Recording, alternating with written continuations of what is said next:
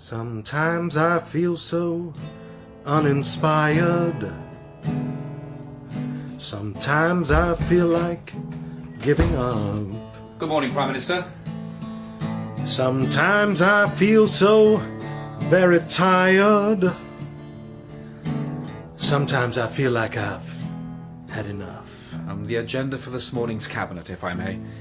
First Kosovo, then Northern Ireland, then the crisis in public transport, then the crisis in the health service. Sometimes I feel so uninspired. Sometimes I feel like giving up. Then the crisis in the prisons, then the dispute with the teachers, then you're having lunch with Richard Branson. Sometimes I feel so very tired. Sometimes I feel I've had enough. Cheer up, Prime Minister, it'll soon be Christmas. Sometimes I feel like my room's been wired. Oh, bugger.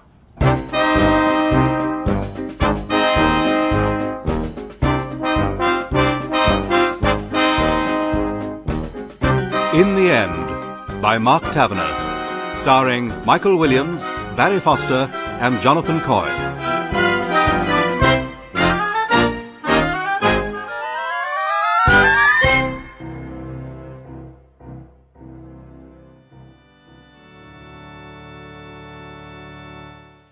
My friends, it's good to see so many of you here today to remember Langley Tarrant, although, of course, to his many readers, he will never be forgotten. He was not, in the conventional sense, perhaps a good man. He was a git. He was a brilliant journalist, Frank. But when I think of Langley Tarrant, it reminds me of an occasion when, as a young curate, I bought some fish fingers and placed them in the fridge. Oh, go quiet, Frank. Then, foolishly, I forgot all about them for 6 weeks. When at last I opened the fridge, I closed it again rather quickly. Oh dear, I thought, no fish fingers for me. I mentioned this to my next-door neighbour. How much more is there of Show this? some respect, Frank. Father, he said, what you need is bicarbonate of soda. I'll bring some round after lunch. My neighbour, good Christian man, duly appeared, opened my fridge and closed it again rather quickly.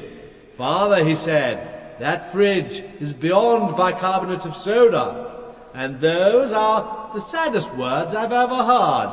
But you know, to God, you're never beyond bicarbonate of soda, even if you are a stinking tabloid journalist. The headlines again. The government has condemned what it called the British media's obsession with sex and scandal. The latest junior minister to be photographed on Clapham Common has claimed he was applying traditional values in a modern setting. The leader of the Liberal Democrats has denied being in bed with the Labour Party. The Conservatives have rejected claims that they're financed by foreign drug dealers. A spokesman said all the party's backers were British. And Denise Van Ouschen has been appointed editor of The Guardian. BBC Radio 4 News. Thanks, everybody. You know, every single one of those stories came from the papers. What about BBC News being proactive for a change? Maria, where's George Cragge? I mean, you can say what you like about George. Yes, you usually do. But at least our crime reporting is ahead of the game. George initiates stories. Well, not today he doesn't. He's gone to a funeral. Not his grandmother again. That bloke's grandmother's made more comebacks than Boris Becker. No, not this time. Langley Tarrant.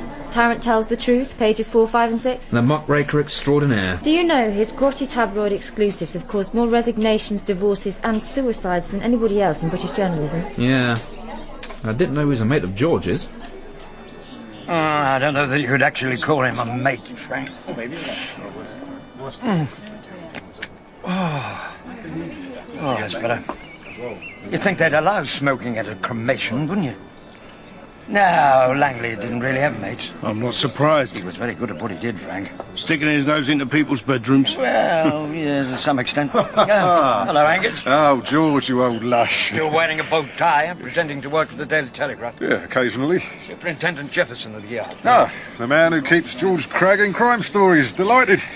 You look puzzled, Superintendent. Oh, don't worry about that. Frank's looked puzzled for 30 years. The bewildered superintendent, they called him. I'll tell you why I'm looking puzzled, because a muckraking tabloid git is meant to have topped himself in a fit of conscience. And journalists aren't supposed to have consciences. So why did you invite me here, George? Because you don't believe it either, do you? The PM has had a hell of a year, of course. Yes, but even so, what is the matter with the man? I suppose even Prime Ministers get depressed. But we're miles ahead in the polls. You're doing a wonderful job with the economy. Thank you. I'm tootling along at the Home Office. Let's face it, the next election's a formality. Well, perhaps that's the trouble. Perhaps he just hasn't got enough to do. He is looking very tired, mind you. Thought he was going to pass out this morning in cabinet. He worries too much about the flaming newspapers. That's the trouble. Well, it's easy to say when you're getting the best press of any Labour Chancellor in history. Nah, but I wouldn't be losing sleep about it if I were public enemy number one. I don't have to be told how wonderful I am every day of the week, unlike some people. You know what's really up with the PM, don't you? He's missing his chief spin doctor. Satan of Notting Hill Gate, the wicked witch. Don't even think about it. David, the whole atmosphere of this government has changed out of all recognition since that woman resigned. No backbiting, no conspiring against colleagues, no unfortunate leaks designed to make the PM look wonderful and the rest of us look like idiots. The wicked witch comes back into this government over my dead body. Yes. That is rather the way she'd like to come back, of course. David Willie on 5 with a Max naturally will cover the censure debate. With an introduction from yours truly. Well, won't And now the censure debate cover it? We've got to set the scene, dear boy. Bring it to life. Otherwise, what's the point of a special political correspondent? Yes. Yes, quite. All right, Max, read it over. Oh, the cares of office and the burdens of state. Cut that bit, Max. Cut it? Oh, very well. The loneliness of the long-distance Prime Minister. Cut that bit, Max. Is this, we ask ourselves, just a routine censure debate by the opposition? Yes, it is. I'm in full space, dear boy. Is this just a routine censure debate?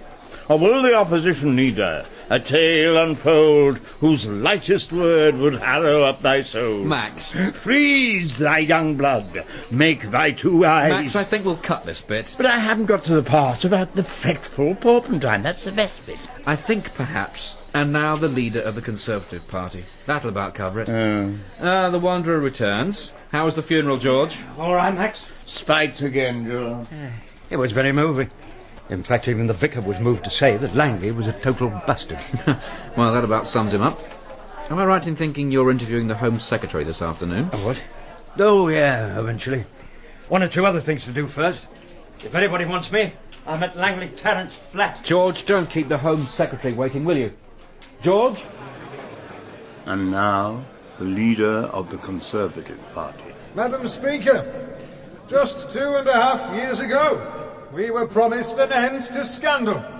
A new beginning.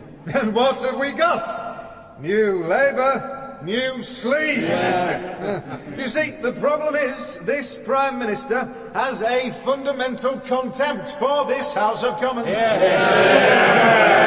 mind you, I'm not surprised. He hasn't got time to come to this House. He has to keep going to Clapham Common for meetings of the Parliamentary Labour Party. and when they're not on Clapham Common, they're flitting round the world in Concord, staying in the best hotels, all at the expense of the taxpayer, whose taxes are going up and up and up. It's typical Labour maladministration, typical Labour government. Prime Minister! Madam Speaker, the Right Honourable Gentleman was recently described as an excellent stand-up comedian. I agree with that judgment. I must say that coming from him, accusations of sleaze are pretty rich, as of course are some of his financial backers, wherever they get their money from. Disgraceful! No, I'm not blaming him. It must be very difficult. People aren't giving money to the Conservative Party. Well, they can't see the Conservative Party unless they can afford the microscope. I mean, it must be like being asked, can you spare some change, please, by an amoeba? He accuses me of contempt for this House. Only for some parts of it, Madam Speaker. When will he understand that, measured by every indicator, it is the popularity of this new Labour government that is going up and up?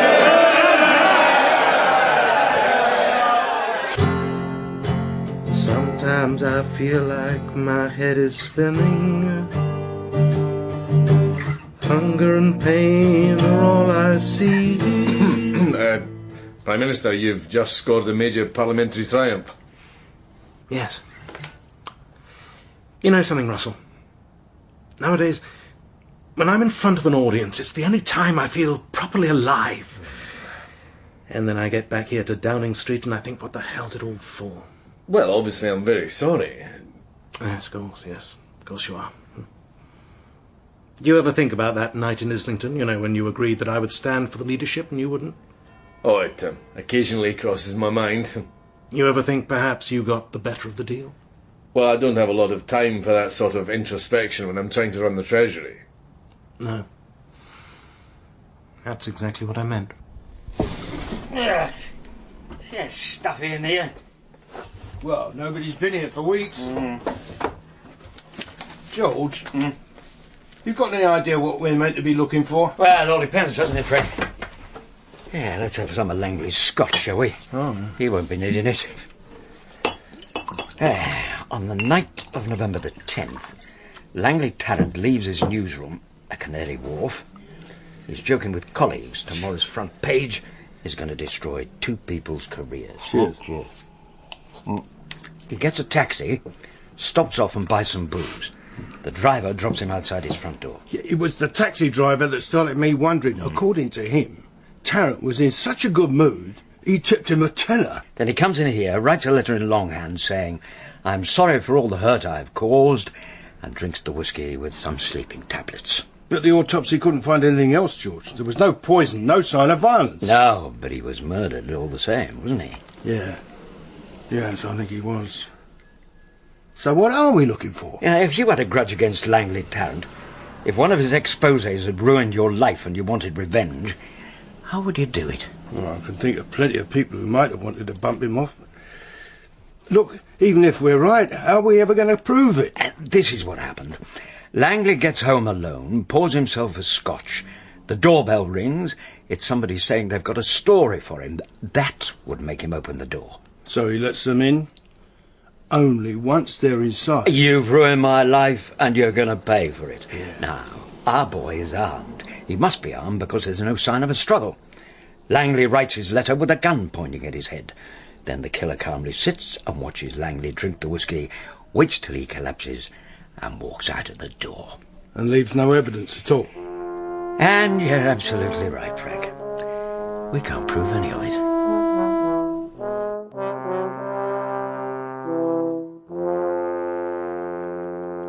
I don't want to be disturbed. I shall be with the Prime Minister some time. Yes, Doctor. And make an appointment with Lady Tara tomorrow afternoon.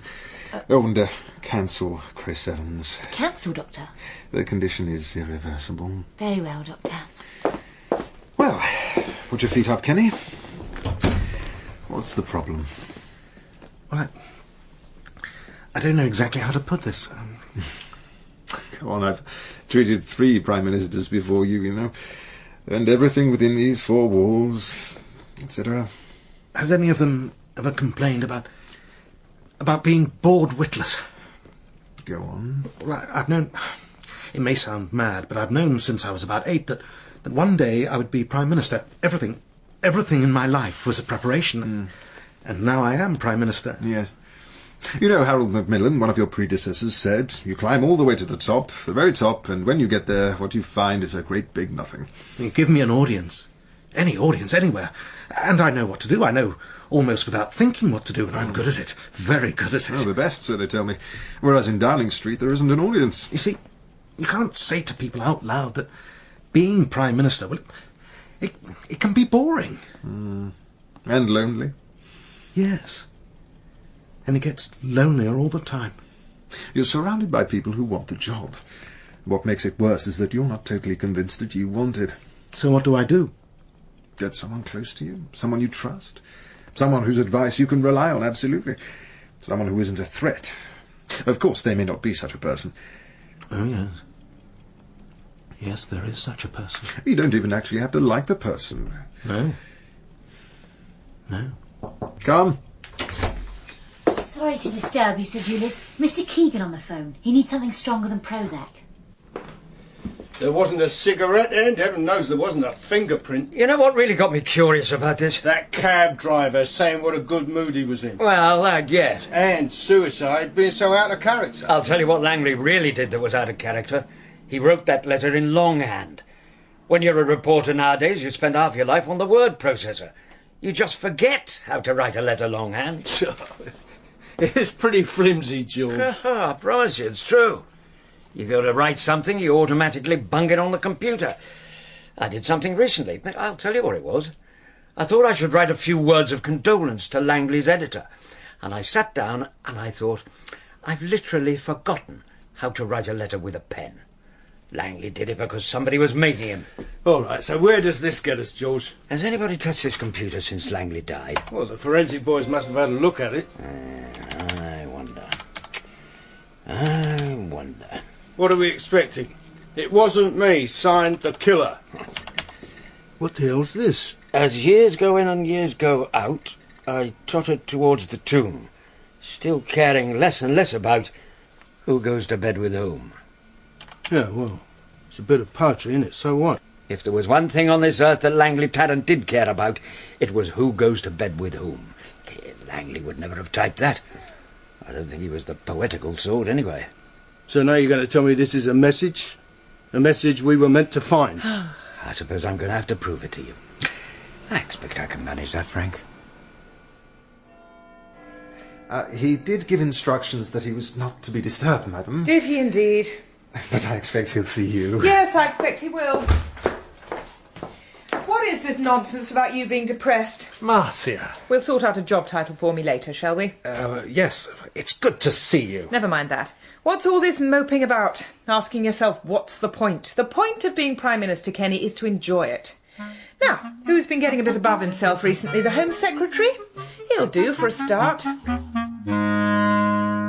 George, it's no good you telling me it's a murder story, except there's nothing to broadcast. We can broadcast something. Police are reopening the case. Are they? Well, no, not yet. But they will do. Where were you actually meant to be this afternoon? Huh?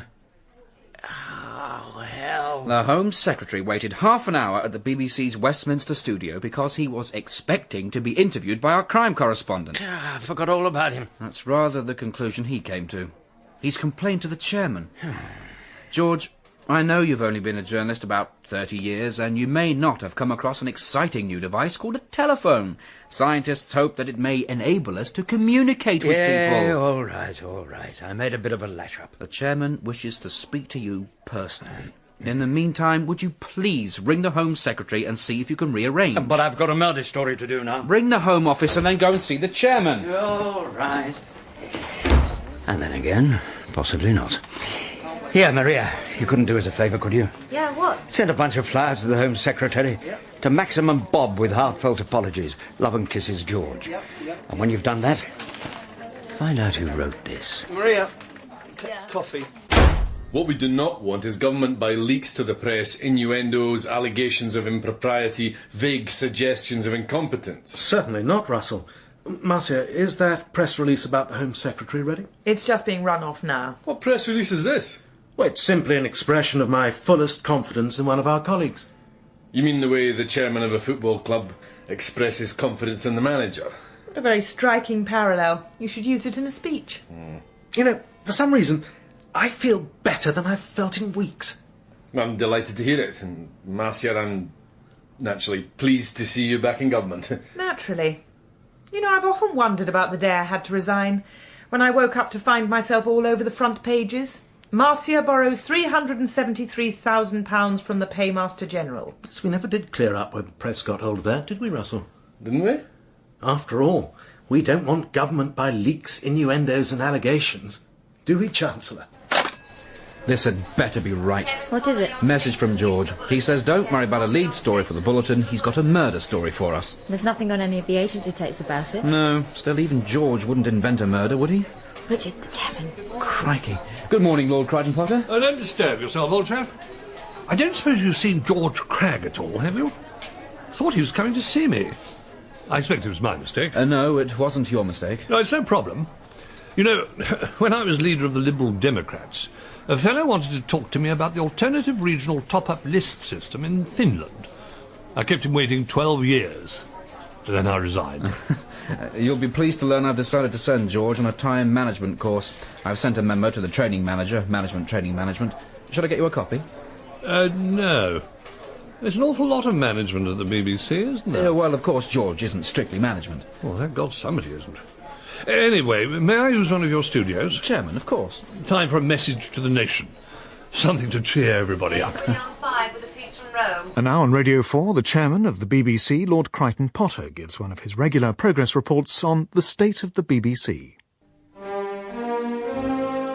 Hello, my dears. You know, I was rather hoping to talk to you about cricket.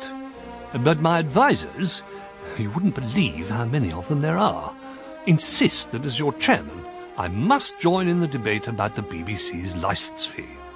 Right in the middle of a test match. Now look, for pity's sake, £101. I've given a bigger tip than that to a taxi driver. Of course, I have to recognise that not all of you listening to this live in London. Some of you are hearing me in places like Plymouth and Sunderland. Well done. But you see, what you have to understand is that here in London, we can't get a prawn cocktail for £101. And when you cut through the waffle, that is really why we must all pay our licence fee. Now, I'd love to stay a little longer, but there's some excellent cricket on Sky, so I can't. Cut that bit, Chairman. But there hasn't been any criticism of the Home Office. Absolutely, and let's hope it stays that way. But you said you rejected any attempt to pin the blame on me. And so I do, David. But there hasn't been any blame. Exactly. And there won't be. Prime Minister. Kenny. David, never be afraid to speak your mind. Simply because I'm your boss, simply because I have the power to send you to research cheesy abscesses at the Department of Agriculture, I don't want you to feel inhibited in any way. No. Quite, Prime Minister. Marcia's back, isn't she? Keep up the good work. Feeling better? Marcia, even when the darkest clouds are in the sky. One of the secrets of a happy life in politics. Never forget the importance of gratuitous malice. Marcia, any chance of a quick interview for the Telegraph? And never forget the importance of journalists. The headlines again. The former Cabinet Minister Marcia Mallon is to rejoin the government as a special advisor to the Prime Minister. Downing Street has defended the Home Secretary over allegations of a crisis in the police force. The police are reopening investigations into the death of the journalist Langley Tarrant. And the England football coach Kevin Keegan has denied being addicted to antidepressants. BBC Radio 4 News. Thanks, everybody. See if we can get an interview with Marcia for the 6 o'clock. George! Yeah, well, hold on a minute. Still caring less and less about who goes to bed with whom? Yeah. It was Dorothy L. Sayers. What? It was her, definitely. A bit different from her usual stuff, isn't it? Yeah, the usual stuff being murder stories. Time management course? Langley Tarrant was murdered, Richard. Time management, come on. A murderer who leaves messages is a murderer who isn't going to stop at one. George, you are going on this course whether you like it or not. Who's going to be next? If you're not out of here in 3 seconds flat, I can give you the answer to that one. Right, good morning everyone, my name's Simon. Oh, good. And I'm the training manager, management training, management. And what do I need? 4 nights holiday every time you say your job title. I need you, I need your energy, your enthusiasm and your commitment. Right, come on, let's all stand up. Up you get. That's good. Right, now shake your arms about. Do what? Come on. I haven't had this much fun since the day I was shot out of a cannon. Right, feel that lovely energy. Lift that energy. Come I on. am dreaming this, aren't I? And let's all... Oh, sit down. Right, here we go. Time management. We can spell time, actually. Ah, you can spell time, but do you think time? What does it say to you? Come on, where's that energy? What does time say to you? Oh, time to go, time. Time to leave the BBC, time. Time, gentlemen, please. Yeah, all right. It says pubs. P-U-B-S. Good. Lateral thinking. I'm getting excited now. Management. When you hear management, what do you think? Oh, memos, bureaucrats, Rats. plonkers. Yeah, I'm right. Yeah, good. Right. You see, energy. Right. Let's break for coffee. But all you've done is write pubs, prats, plonkers and pillocks on a flip chart. People give you money for this. Right. I'm off. Right, Mr. Cragge, you'll miss the most important part of the course, Mr. Cragge.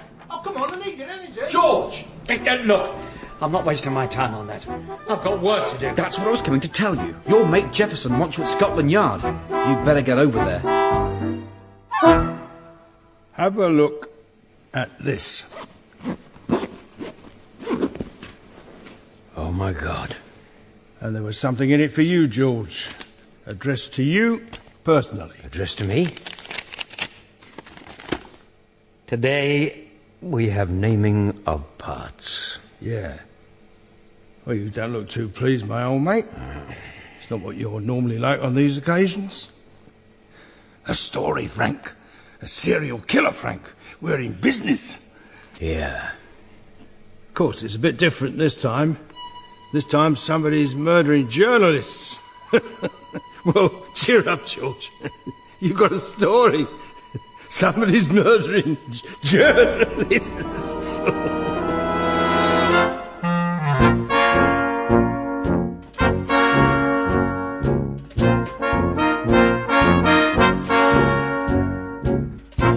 In the End was written by Mark Tavener and starred Michael Williams, Barry Foster, Jonathan Coy, Anton Rogers, Rebecca Front, Simon Greenall and Jessica Oyelowo. And also featured Peter Woodthorpe, Hugh Parker, Neil McCall, Chris Pavlo, Beth Chalmers and Harriet Cass. The music was composed by Paul Mottram. The executive producer was Paul Schlesinger. In the End was produced by Dawn Ellis.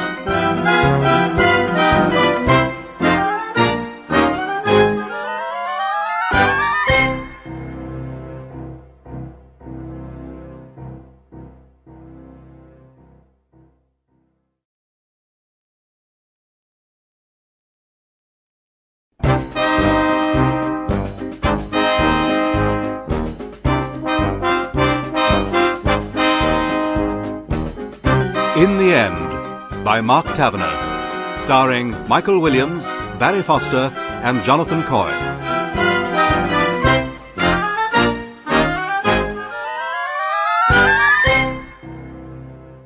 And the headlines again. The government has denied that the health service has got worse under New Labour. Vinnie Jones has been made editor of the New Statesman. And the murder last night of a reporter from The Sun has sparked fears that a serial killer may be targeting journalists. BBC Radio 4 News. Today, we have naming of parts. Yesterday we had daily cleaning, and tomorrow we shall have what to do after firing. But today we have naming of parts. The cause of death, for what that's worth, was a bullet to the head. Are you all right, George? Yeah, I'm okay. And then bits of him started showing up? Well, first we knew of it. The editor of the Times rang Scotland Yard to say he'd just received what appeared to be part of a severed hand, with a message saying, "Here's 2 fingers to Rupert Murdoch." Yeah? Yeah, and then 10 minutes or so after that, the News of the World came on. They just had a package with a greetings card saying, "How's this for foot in the door journalism?" Well, I was just about to go over there when the Financial Times rang my office. They'd just been sent an arm, a leg and an expenses claim. Oh. George, you all right? Yeah, let's get some fresh air, mate. Sorry, Frank. It just shakes you up when the victim's someone you know. You knew Henry Sligo? Oh, yeah. Hooray, Henry. Gossip columnist on The Sun. Exposés of the rich and the famous. What was it? The posh and the pompous with their pants down. Nice fella, was he? Henry Sligo made Kelvin Mackenzie look like Cliff Richard. But you have to hand it to this killer, don't you, George? I mean, all right, murder's murder. Yes, it is. Even when the victims are journalists. Yeah, well, yeah. but he hadn't half chosen a vintage selection of gits for his target. Frank, even we grubby hacks have some basic right not to be knocked off, chopped into bits and sent round London by special messenger. Oh, don't get on your high horse. I'll bring this fella to justice. My God, that'll be a first. But you know what really puzzles me? What? Apart from who the killer is? Well, yeah, but George, why did he send the testicles to the Guardian? This way, one for me, please. No, Marcia, whoever this chap is, bumping off journalists, he's got some very sound ideas. What about junior hospital doctors, Prime Minister? The Prime Minister is visiting this hospital to demonstrate his commitment to an improved health service. Yeah, what about Labour's manifesto? Isn't the health service getting worse under Labour? What about waiting lists, Prime Minister? Prime Minister, perhaps you'd like to come in here. Marcia, something has got to be done. From what I've seen here, those people are right. We are failing the health service. Failing to get our message across, certainly. Prime Minister, perhaps you'd like to see in here? Sir Richard, yes, I'm sorry. Yes, of course. Now, we're very proud of this unit. I think you'll be impressed. Perhaps you'd like to meet some of the patients. I would love it. I would love it. Now this is one of our recent admissions. You turn if you want to. The lady's not for turning. Yes, indeed. It is time to stand on our own 2 feet and take responsibility for our lives. Yes, quite. There's no room here for a sorry ragbag of swivel-eyed scoundrels. The psychiatric unit, Prime Minister. I would love it, I would love it. Right, there's your Guinness, and there's your change. Thanks, mate. So, who are the suspects, George? Well, I guess, logically, people who've been the victims of exposés by the journalists. I've been going back through their copy. Now, Langley Tarrant did the revelations on that minister, remember? The one who had to resign? Oh, yeah, the one who was on the front page in a pair of football shorts. Yeah, with the word Arsenal on the... Yeah. What was he said? If I want to wander around Hampstead Heath in a pair of football shorts... At 3 o'clock in the morning in November. That's entirely my business. Thing is, he was a rising star. Possible future Prime Minister. Now he's not even an MP. So he's hardly going to love the reporter who blew the story. Or journalists in general. Now, Henry Sligo did a piece only about 3 weeks ago about Coco St. Martin, celebrity chef. Never heard of him. Oh, come on, Frank, he's never off the telly. The first English chef ever to get 3 Michelin stars. Oh, yeah. The story accused him of using cat food in his moussaka. Didn't he sue? He said he was going to. Perhaps he decided on more drastic action. Anyway, I'll look into this ex-minister and then we'll pay this 3-star chef a visit.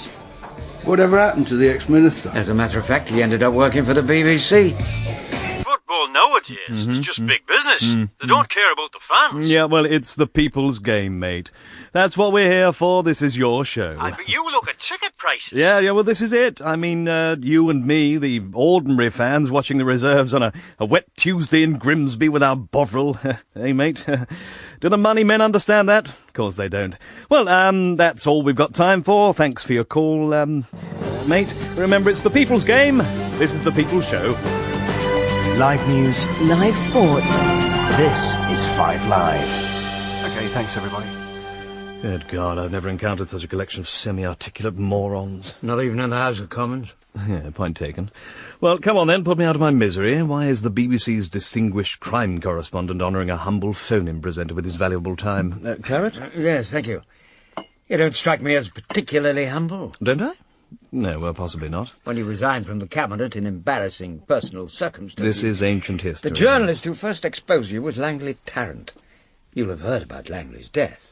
Oh, I've been sobbing into my pillow ever since. The thing is, the police are now convinced Langley was murdered, as one of a series of murders. I do listen to the news. It must have been very humiliating for you, being on the front pages like that. I spent 3 years taking orders from John Major. After that, nothing's humiliating. You could have been Prime Minister yourself. Yes, well, it was not to be. But you had the ability, in your own estimation. Not only in my own estimation. You lost your cabinet job, you lost your seat. Your wife divorced you, and after your exposure, you must know that behind your back people are sniggering. Mr. Cragge... Of course, it's damn bad luck. It's bloody unfair. How many people would like having what they do in the bedroom all over the front pages? I'd say you were a very proud man, Mr. Thresher. And I'd say that still hurts. The sniggering. Yes, well, snigger at this. Losing my seat was the best thing that ever happened to me. And those football shorts in the sun. You didn't so much lose your seat as bequeath it to the nation. Sorry, what were you saying? The best thing that ever happened to you? I am earning 10 times what I earned as a Member of Parliament. Oh, come on, George. Do you have any idea what I get paid for sitting here nattering away about the people's game? I'm just a working journalist, sir. I don't get paid as a star presenter like you. Well, damn bad luck, mate. Look, I don't deny that this serial murderer of yours has some very sound ideas. And every time another journalist bites the dust, I will personally open another bottle of BBC claret. And yes, since you ask, I did hate Langley Tarrant. Enough to kill him? Maria. Sorry, George. I won't keep you. No problem. What is it, something big? It's just come in on the PA. Listen to this. In a statement from Downing Street a short time ago, the Prime Minister announced he's sacking the Health Secretary. Good God. Yeah, but it gets better. The PN said that health was now an issue of such major national importance that he's taking personal charge of the health service until further notice. I've done a think piece. Yeah, put it on my desk, Max. Listen to it. We all remember when Nye Bevan created the National Health Service. Max, we don't all remember Nye Bevan. Nye Bevan has been dead for 40 years. Has he? Oh. Well, creating the health service didn't do him much good then, did it? Max, leave it on my desk, all right? Oh, very well. George, bring me some journalism, for pity's sake. Are you up to speed on this murder story? Yeah, I thought I'd do something like this. Henry Sligo was the second victim of what police now suspect may be a serial killer, whose victims are all distinguished journalists. He was strangled, then dumped in the river near the Wapping headquarters of his employer, The Sun. Speaking as a journalist, George, who do you think would have a grudge against journalists? Well, both of them have been involved in major exposes. They've ruined people's careers. They'd even caused prosecutions for corruption. The victims had victims. Exactly. This must have hit you a bit hard. You're okay to do this story, are you? Yeah. You just sort of wonder whether anybody's safe, don't you? But he can't just sack somebody because he feels like it. Oh, he can, David. He's the Prime Minister. Yes, but for Pete's sake, I mean, all right, the health service is in a mess, but it's not the Minister's fault. Well, technically, I suppose it is his fault, but even so... You know who's doing this is? Marcia. She's decided the best way to buck him up is to make him assert himself. He was much easier to handle when he was depressed. I liked the PM when he was depressed. It made him seem almost human. Yes. Quite apart from anything else, it's such a hell of a risk taking personal charge of the health service. Somebody has to wait a few months for a hip replacement, and the entire government is on the line. Yeah. Be terrible if anything went wrong, wouldn't it? Penny, don't fuss. I don't want you to be late for It's Your Lunch meeting. They're expecting about 300 people. Well, I wouldn't be late if I didn't have to wade through so much BBC ruddy paperwork. As chairman, I'm supposed to take a broad overview. I can't see the overview for the memos. Yes, Chairman. Now, have you got your briefing papers for the meeting? Oh, yes. Listen to this. In a crowded digital marketplace, the BBC must retain its unique power to surprise. Well, I suppose so. What's this? A new look to BBC Sport. Dale Winton is to front match of the day, and Rabbi Julia Neuberger will present Grandstand. Well, I am surprised. Oh, there's a stain on your tie. That won't do for a modern new chairman. This stain comes from the finest bouillabaisse I have ever eaten. A little bar in Montparnasse. I wear this stain with pride. Yes, but... Oh, all right. Well, at least there's always lunch. Thank heaven for Coco Saint-Martin. I think I got in amongst him a bit, Frank. Ruffled his overpaid plumage. I take his point, though, George. Rupert Thresher's earning a fortune. Seems an odd motive for murder. I don't know. There's something about him. I reckon he's a very bitter man. You are ready to order, monsieur?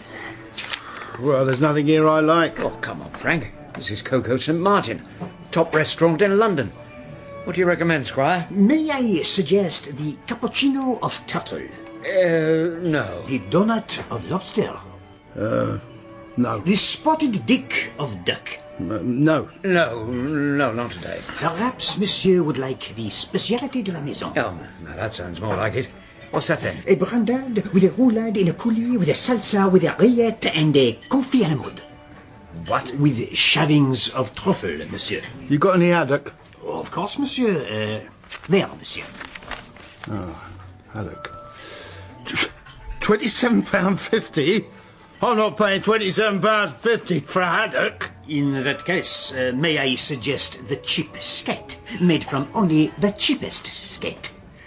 Monsieur, and for you? The cat food surprise. I beg monsieur's pardon? The cat food special, mate, with added cat food. You dare to mention cat food in my restaurant? Who the hell's that? It's the man himself. That's Coco St. Martin. You will leave immediately. Get out! Get out! So now we know why the leader of the Liberal Democrats isn't in bed with the Labour Party. There aren't any beds. Madam Speaker, isn't the dismissal of the Health Secretary the most abject admission of failure by this government? Madam Speaker, I have an important announcement for this House. The leader of the Conservative Party has this afternoon been nominated for a British Comedy Award as Most Promising Newcomer. Madam Speaker, I thought the House would wish to know. Well, it's the first thing the Conservative Party has won in years. The leader of the Liberal Democrats. Madam Speaker, isn't it a shameful indictment of this government that he regards the crisis in the National Health Service as a matter for cheap debating points instead of action? I understand the honourable gentleman's disappointment. He must have been hoping for an award himself. After all, he spends more time on Have I Got News for You than he does leading his party. Let me simply say this. I have today accepted personal responsibility for the future of the National Health Service. I hardly think that constitutes a flippant attitude. And of course, the improvements will take time. And whilst we're waiting, perhaps the Conservative leader will tell us the one about the NHS being safe in his hands. That one's always good for a laugh. It's the little souvenirs of a terrible year that make your eyes grow sore. Kenny, it was a triumph. You routed the opposition, you captured the headlines. A triumph? That's what it was. Look, we have to treat the health service as an essentially presentational problem. You really just don't get it, do you, Marcia? What? You just don't understand. I'm sick to my back teeth of presentational problems. I want to make things better. Otherwise, what the bloody hell's the point? Why have we come here? Kenny, the next election is 2 years away. Yeah, of course. We won the last election in order to win the next one. Yeah? There is a very real sense in which that is true. Of course you could improve the health service. You could look the British people in the eye and say, you bunch of greedy, ungrateful hypocrites. You want a better health service? Well, fine. That means you've got to pay for it. So I'm introducing a new health tax to come out of your pay packets. Now, that would be real political courage. Yes, it would. It would also be political suicide, and I'm not letting you do it. Look, apart from anything else, think about the politics. You know how much the Chancellor wants your job. What happens if you say, we might have to put taxes up, and he says, OK, I resign? So we treat the health service as a presentational problem. Politics is essentially a marketing exercise. It's the little souvenirs of a terrible year that make your eyes grow sore. Grow up, for pity's sake, grow up! Well, this is all very splendid. Chairman, I've made a list of the questions I think are likely to come up and an indication of the line for you to take. The line? The corporate line, Chairman, yeah. So that we're all singing from the same hymn sheet. It is essential that we coordinate our corporate response when interfacing with our consumers. Mm-hmm. Listen, can I ask you something that's been bothering me for about the last hour? Of course, Chairman. Who the blazes are you? I'm the Corporate Publicity Liaison Officer, Broadcast and Production. Are you? Oh, dear. What about you? I'm Chief Assistant to the Corporate Publicity Liaison Officer, Broadcast and Production. Oh, dear. Oh, dear, oh, dear, oh, dear. And what would your function be? I'm Manager Publicity Corporate and Public Relations, Chairman. Yes. Yes, I thought you might be. Well, listen, let me tell you the line.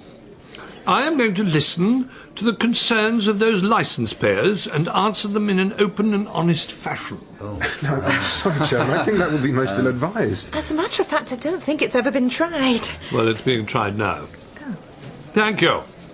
The lobster donut was excellent. A pleasure, monsieur. Ladies and gentlemen, I am your chairman. It's your BBC. It's your lunch. Now, this isn't an occasion for me to make a speech. I want to hear your concerns about the BBC. Now, fire away. And can I ask about the dumbing down of Radio 3? I know. Isn't it ghastly? No, Chairman, this is not the line. Can we have more brass bands? I mean on Radio 2. Make a note of that. Sorry? Write down brass bands. Yes, Chairman. Please can we have more naked women on BBC One? Well, how was I to know you were a superintendent? It's all right, sir. I won't be pressing charges. You were provoked, after all. The cat food story obviously upset you a bit. When you're the top chef in England, in Europe, you're entitled to be upset. You think some pig-ignorant journalist is fit to sit in judgment on me? Do you know how long it's taken me to build up all this? For God's sake, lad, I said souffle, out the bloody way! The thing that puzzles me is you didn't sue the paper. No. Why not, sir? Listen, I've slaved my guts out to get where I am. Top chef in Europe, Frank. Ah, see, there you go, sniping away bloody journalists. So why didn't you sue the paper? The creations for which I am famous are the results of 15 hours a day, every day, in a steaming, stinking kitchen. Yeah, luxury. George. And do you know what I get in here? Brain-dead businessmen with their bloody expense accounts buying claret at £1,000 a bottle when they couldn't tell it from Vimto. When did we get to the cat food?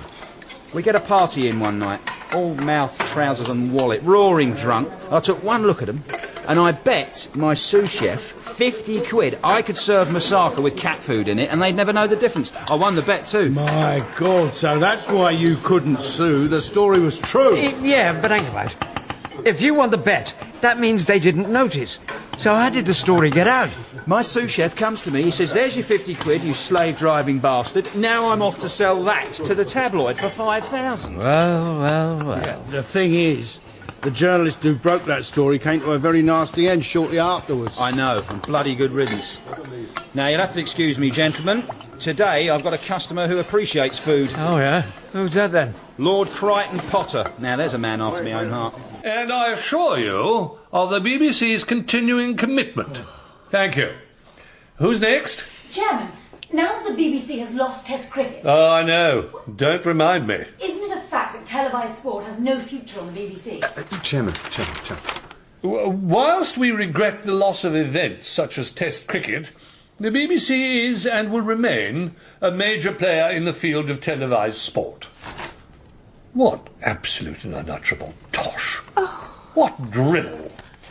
Oh. Of course it was a disaster losing Test cricket. Of course we're losing out to our rivals in the sporting field. And do you know why? Because we're spending far too much money on these ruddy managers all over the place. Oh, God. I can't step out of my office without falling over a manager. I spent half my life wading through Television Centre, knee-deep in pinstripe pillocks. Stop him, for God's sake. It's high time somebody did something about it. Somebody like the chairman, for example. But, Charles, is this some sort of mistake? Apparently not. Listen to this. As your chairman, it is my intention and my commitment to reduce the number of unnecessary managers at the BBC. For too long we have tolerated superfluous levels of overpaid irrelevance. Damn it, Charles, becoming an overpaid irrelevance is the crowning achievement of my BBC career. Quite. It's taken years of sustained futility to get this far. Well, I gather that at his It's Your Lunch meeting, the chairman made some reference to people whose job titles could be published in 3 volumes.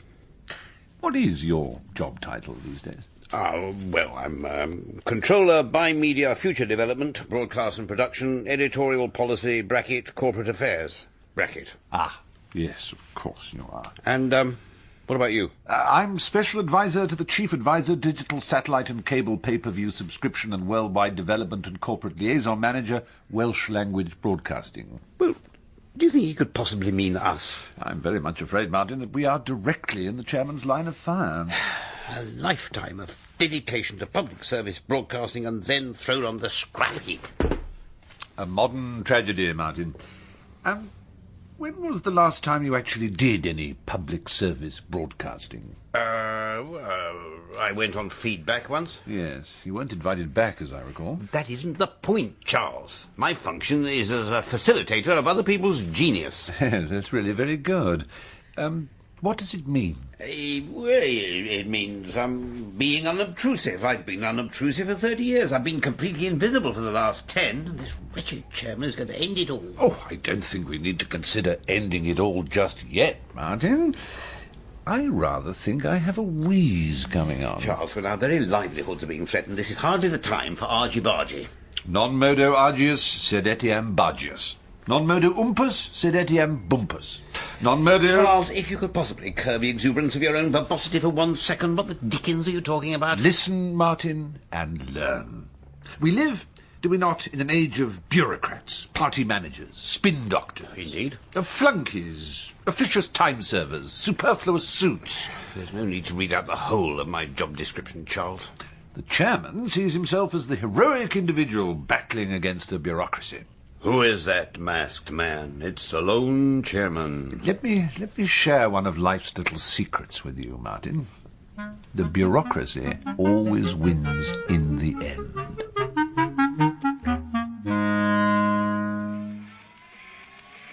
I hope you've got the PM under control, Marcia. I don't think you'll have any cause for complaint, Russell. Dodgy things, Prime Ministerial broadcasts. Sort of thing that can cause a popular, successful, indispensable Chancellor to consider his position. There'll be nothing in this broadcast to upset you. Or even more importantly, the Daily Mail. And now a ministerial broadcast by the Prime Minister. Good evening. You know, before I came here tonight, I listened to my advisors, and they were full of ideas about what I should say to you. I should tell you to ask yourself before you visit the doctor, is this visit really necessary? Think of this health service money that I'm using up, but it seems to me that that's missing the point. Now look, sometimes a Prime Minister has to say things which may not be popular, but which are true. This isn't in the script. What the hell's he leading We up want to? a health service we are proud of. We must be prepared to pay for it. Now, I know you trust me. Trust me when I say that a new health tax... What? A new, modern health tax is the only way to pay for our health service. Oh, tomorrow's newspapers will make interesting reading, Marcia, as will my letter of resignation. You know, this is the best I've felt in 2 years. It was recklessly irresponsible. Yes, that's why I enjoyed it so much. I just sat there and said exactly what I thought. It was a novel experience, exhilarating. The first editions of the papers, PM. And may the Lord have mercy on our souls. Oh, no. Let's have a look. The Prime Minister gave a rare display of courage. The fact is that what he had to say is both socially and financially correct. Who's that, socialist worker? The Telegraph, actually. And what about the Times? The Prime Minister said things which have long needed saying. My God, you've got away with it. Marcia, did I catch some vague talk of ministerial resignations? Oh, it's only 20 past midnight, never too late to ring up the Chancellor. We all know he never sleeps. Yes? Russell, have you seen the papers? You bastard. Mr. Bastard, Russell, or possibly Prime Bastard. I know. What about First Bastard of the Treasury? Sleep tight. Come on, Marcia, off to bed with you. Don't want people thinking this government sits up all night obsessed with the newspapers, do they? Last one of the night. Oh, for God's sake. Who is it? Frank Jefferson. Frank, do you know what time it is? What's happened? Has there been another murder? There's gonna be. Have you seen the sun? Well, of course I haven't. Crikey, that's us at Cocoa St. Martin. Detective Jamboree Jefferson whooping it up at London's most expensive restaurant. Well, now the party's over for the slewed sleuth who's meant to be catching a murderer. Who wrote this? Lenny Brown. Friend of yours, is he? Give him the story, did you? Frank, don't be ridiculous. Tell you what. Give him this. Bloody journalists.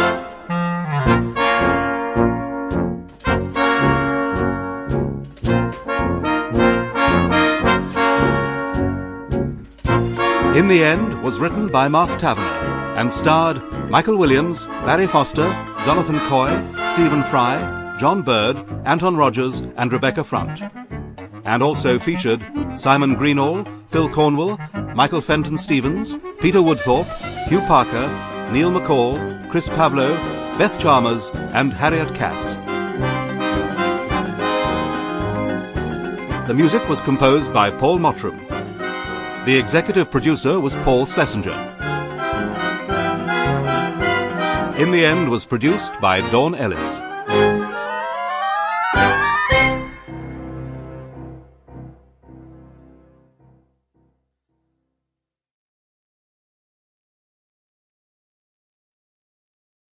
We're all going on a winter holiday, gin and tonic and lapres-ski. Goodbye Parliament and goodbye Downing Street, goodbye tabloids and BBC. Lapres-ski for me. I'm going where the snow falls brightly, I'm going where the skiing is free. I don't even know who's paying, but it's certainly not me. Good morning, Prime Minister.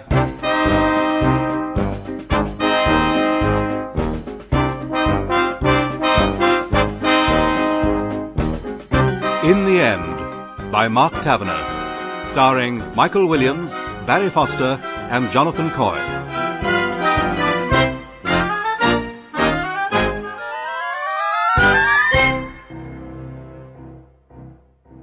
The Prime Minister has dismissed criticism of his winter skiing holiday, which is apparently being funded by the Italian taxpayers.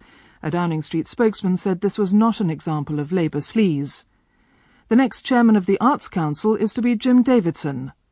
The police superintendent heading the hunt for the so-called journalist killer has denied accepting a free lunch at one of London's top restaurants. I wish to make it clear that I was at the restaurant Coco St Martin pursuant to police inquiries. Oh, pursuant. And I neither ate nor drank at the restaurant.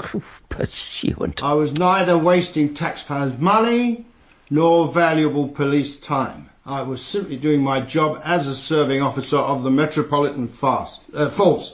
You were right the first time, Frank. I strongly resent the insinuation by certain newspapers that the police are dragging their feet in the hunt for a serial killer simply because the victims are journalists. That is untrue, and a lot of malicious tittle-tattle from a bunch of journalist gits. Thank you, Superintendent. We'll briefly take questions. George Cragge, BBC. Superintendent, isn't it a fact that police corruption and incompetence are now so rife that the allegations are completely understandable? That is outrageous. You know as well as I do how hard I work. Well, can you tell us what you actually are doing to catch this killer? Apart from eating dinner at £100 a time. We already have a number of key suspects. We are following a variety of leads. If you were at the restaurant as part of your inquiries, does that mean that Coco St Martin is a suspect? I can't comment on that at this particular time. Superintendent, despite your denials, isn't it in fact true that the police are not under the usual pressure precisely because of who the victims are in this case? I can assure you that as far as we are concerned, murder is murder, even when the victims are journalists. Good morning, and welcome to Yesterday in Parliament. Yesterday the Commons spent much of its time talking about fish quotas. Oh dear, dreadful stuff. You don't want to hear a lot of tosh about fish quotas, do you? So here instead, by popular demand, is one of our occasional series of high spots from the speeches of Tony Benn. Ancestors on Radio 4. Now, the speech I've chosen is... You know, it's a charter requirement that we broadcast an impartial account of the proceedings in Parliament. Is Max a charter requirement? Man's impossible. But Yesterday in Parliament's a hit show. Not with MPs, it isn't. Anyway, your annual report. It's very good, Maria. You've done very well. Thank you. All the senior duty editors say so. Keen, enthusiastic, anxious to learn. The only criticism is... where is it? Oh, yes. She's a strong-minded individual who needs to remember the importance of corporate team effort. Oh, right. Maria, what would you say was your overall personal career objective? I don't want to be excessively strong-minded. Your annual assessment is a private conversation. You can be as candid as you like. Well, in that case, what the bloody hell are you talking about? Yes, you are candid, aren't you? Well, what I'm saying is, what do you want to do? I want to be a crime reporter. Good Lord. Not like the one we've got, I hope. George Cragge is the reason I came into the BBC. Really? Well, I suppose we'll need a new crime correspondent one day. Even George Cragge can't last forever. It's all right, Frank. It's a black eye between friends. I was just a bit hurt that you thought I planted the story with the tabloids. I should have had more faith, mate. Not a bad bit of haddock, that. Yeah. I'd rather have that than all your £100 risotto at Coco St. Bloody Martin. Frank, I know you're dying to tell me something. Well, come on, then. Say we won the lottery. Say Coco St. Martin has a record as long as your arm. Assault with a dangerous weapon, ABH, and a couple of criminal damages. You're kidding. That's his sheet. This is too good to be true. And we know how much he hates journalists. This doesn't prove he's a murderer, George. No, it puts him in the frame, though. Mind you, when you think this murderer keeps sending me bits of poetry. Does Coco strike you as the poetical type? Here, let's have a look at that note again. When in disgrace with fortune and men's eyes. All these have been addressed to you personally. But the previous ones have been after the killings. This one's before the murder. Look, I'd better go and do a piece. Let's say we meet in that pub near the yard. Madam Speaker, we all know the Chancellor's reputation as a man of the utmost probity. But does he therefore share my surprise that the Prime Minister's winter holiday is being paid for by public money, even if it is Italian public money? The Prime Minister's holiday arrangements are not a matter for me. Is the Chancellor himself taking a winter holiday? I will be taking a short break, yes, which I am financing myself. Oh. But that is no criticism of my friend and colleague, the Prime Minister. PM in free ski shock. PM says spag balls to the Italian people. Kenny, the financial arrangements of your holiday are not my responsibility. The media relations of this government are. Travels all round, Luigi. Sleaze is falling, sleaze on sleaze. That's rather good. Marcia! Kenny, if you remember, I suggested you took your winter holiday in Wales. And a bold and imaginative suggestion it was. Party morale is very low in Wales. What about my morale? That's the point of this holiday, isn't it? The security officers have cleared the plane, PM. They're ready for you. Look, go on, enjoy your holiday, forget about everything. Keep your eye on the Chancellor, Marcia. Just leave everything to me. Come on, off you go. Yes, I suppose you're right. Later on Radio 4, there's a new series in which John Humphreys takes a sideways look at people who've gone sideways. In the first programme, he talks to James Chatwin, whose life was not turned upside down when he moved from sales manager, burgers and nuggets, to head of peas and pulses. John Humphreys is Going Nowhere, tonight on Radio 4. I can't wait. Come in. Good morning, Chairman. Penny, can you just take that pending tray away and throw it somewhere? I can hardly launch my crusade against BBC bureaucracy when I'm drowning in paperwork. Today is my official declaration of war on superfluous administrators. Yes, the corporate liaison officer, broadcast and production, would like an urgent word. Oh, for pity's sake. Would you like to come in? Good morning, Chairman. Chairman, a rather ticklish problem has arisen. A freelance producer has just been found guilty of faking a series of documentaries for ITV. Has he, by Jove? For ITV, you say? Yes, Chairman. Well, we at the BBC are not ones to gloat. We do not take pleasure in the discomfiture of our rivals. ITV, you say? Yeah, you see, the thing is... Sherry? Yeah, perhaps, just a small one. We are sadly in no position to gloat. Unfortunately, we have commissioned a series of 6 documentaries from the same producer. Well, obviously we mustn't broadcast them. We broadcast the 4th one on BBC Two last night. Ah. Now, I see this as an essentially presentational problem. Presentational? The BBC has spent a considerable sum of licence payers' money buying 6 programmes from a crook. The word crook has such unfortunate overtones. Well, what were these documentaries about? The standards in the media, Chairman. What? The producer claimed to be interviewing people who'd been paid by certain newspapers to tell lies about public personalities, but they hadn't. Let me get this straight. We broadcast interviews with people who said journalists had bribed them to tell lies, but they were lying about that. Why? Because they'd been bribed, Chairman. So this criminal lunatic of a producer bribed people to tell lies about how they'd been bribed to tell lies, and all the time they were lying? That's the truth. But good God, we'll be sued. Oh, unquestionably. The Mail, the Mirror... Well, so think of the Broadcasting Standards Council. Indeed. The questions in the House of Commons. Damn it, there'll be demands for resignations. I fear there will. I wish I were back in Ireland, except when I'm in Ireland. I wish I were somewhere else. Caterwauling git. The fish and the lawnmower is an Irish theme pub, Frank. Yeah. Guinness and your whiskey, mate. Cheers, mate. Let's find a table. Cheers. Oh, Tipperary. It gets better, George. My darling. The last victim, Henry Sligo. Remember how he was chopped up after he'd been murdered? Don't remind me. Well, the cleaver. The cleaver belonged to Coco St. Martin. How the hell do you know that? Because we found it. What? Yeah. If they weren't so daft, we'd never catch it. No, that's true. Yeah. Well, he dumped it in a dustbin in the middle of London. It was one of a set presented to him for him getting his, 3 Michelin stars. Yeah, makes it all too easy, Frank. I like a bit more of a puzzle.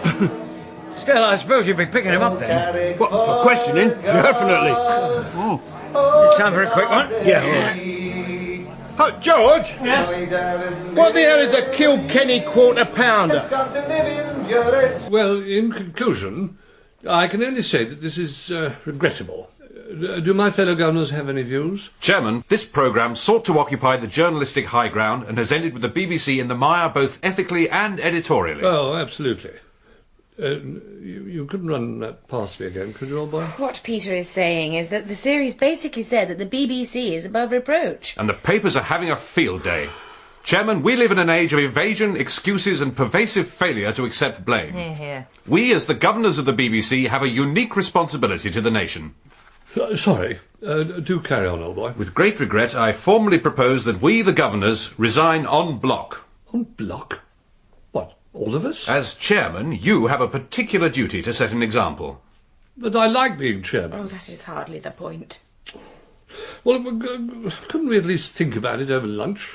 Does lunch matter at a time like this? What a damn silly question. Penny, book me a table for lunch at Coco Saint Martin. Yes, Chairman. Oh, and see if Charles Prentice is free for lunch, would you? Mm-hmm. What one needs in a situation like this is the wise, measured counsel of an absolute and utter swine. Resign? Preposterous. Exactly. Ludicrous. Resign? Absurd suggestion. Simply because a known charlatan has been given hundreds of thousands of pounds, all of it licence payers' money, to make 6 hours of pervasively dishonest television, thereby devaluing the very name of the BBC. Resign? Nonsense. Just what I said. Could we have some more cognac, please? At once, monsieur. Of course, someone will have to resign. Ah. Will they? The press will demand blood. Well, all right. Give them some. Chuck them a head of department, deputy head, and make clear that this is your decisive executive action. Ah, the cognac. Have them escorted from the building by security. Charles, that's not very nice. Usually when I have to sack a chap, I do it over poached eggs and claridges. Niceness is not the issue, Geoffrey. Look at Margaret Thatcher. Why would I do that? Because that was leadership. It's not important to command affection, provided you compel respect. Well, I do like people to like me. A weakness, Geoffrey. I suppose you're right, as always. Geoffrey, I look for no thanks for my small contribution to our corporate survival. Oh, my dear fellow. Another cognac? Later, perhaps. You're a man of clear, firm, strategic vision. Yes. Am I? And your vision is that of a BBC trimmed of its excess managers, its surplus bureaucratic fat. Yeah, well, that's true. But it's so difficult, Charles. Surplus managers are everywhere.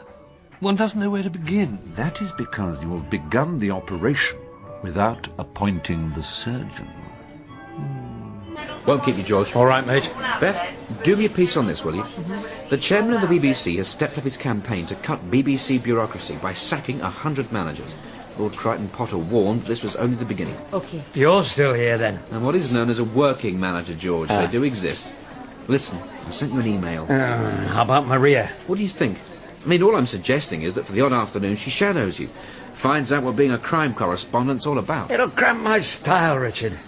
To be honest, when I'm doing a murder story, I don't want some starstruck kid traipsing around behind me. I think you'll find Maria is a very professional and ambitious young woman. All right, I've got to. Yes, you've got to. The other thing you've got to do is get me a story. Sacking BBC managers is hardly a front-page lead, is it? I'll have something for you by the end of the day. That's a promise. George, the latest crime figures from the Home Office. George, can I be of any help on the journalist murders? Well, not really. That's a lead story. It needs a senior man. Oh, right, a senior man. If I'm wanted, I'm at Scotland Yard. The police have detained a suspect. What? Don't get excited, Richard. Fearless Frank of the Yard has arrested the wrong man. As usual. I am showing Mr. St. Martin, Exhibit 1. A cleaver for chopping meat. Do you identify this? I've already told you. Yes, it is mine. It was stolen a fortnight ago. Did you report it stolen, sir? No. Why not, sir? Look, there's a lot of jealousy in this business. I thought another chef had done it. I thought I'd sorted out my own way. You've got rather a record for violence, haven't you, sir? The temperament of a great chef cannot live by the rules that govern the talentless and the mediocre. No. Wouldn't fancy trying that one on a judge, mind you. Still, I do know what you mean. I mean, take my brother, for instance. Now, my brother runs a chip shop in Plaster. Superintendent, sod your brother. I've got a restaurant to run. I don't have to sit here. Yes, you do, sir. Hello, Frank. George, this is a police interview. You're looking a bit flustered, Mr. St. Martin. Don't tell me it was the chip shop in Plaistow. See, this is how Frank gets his convictions. He irritates people into confessing.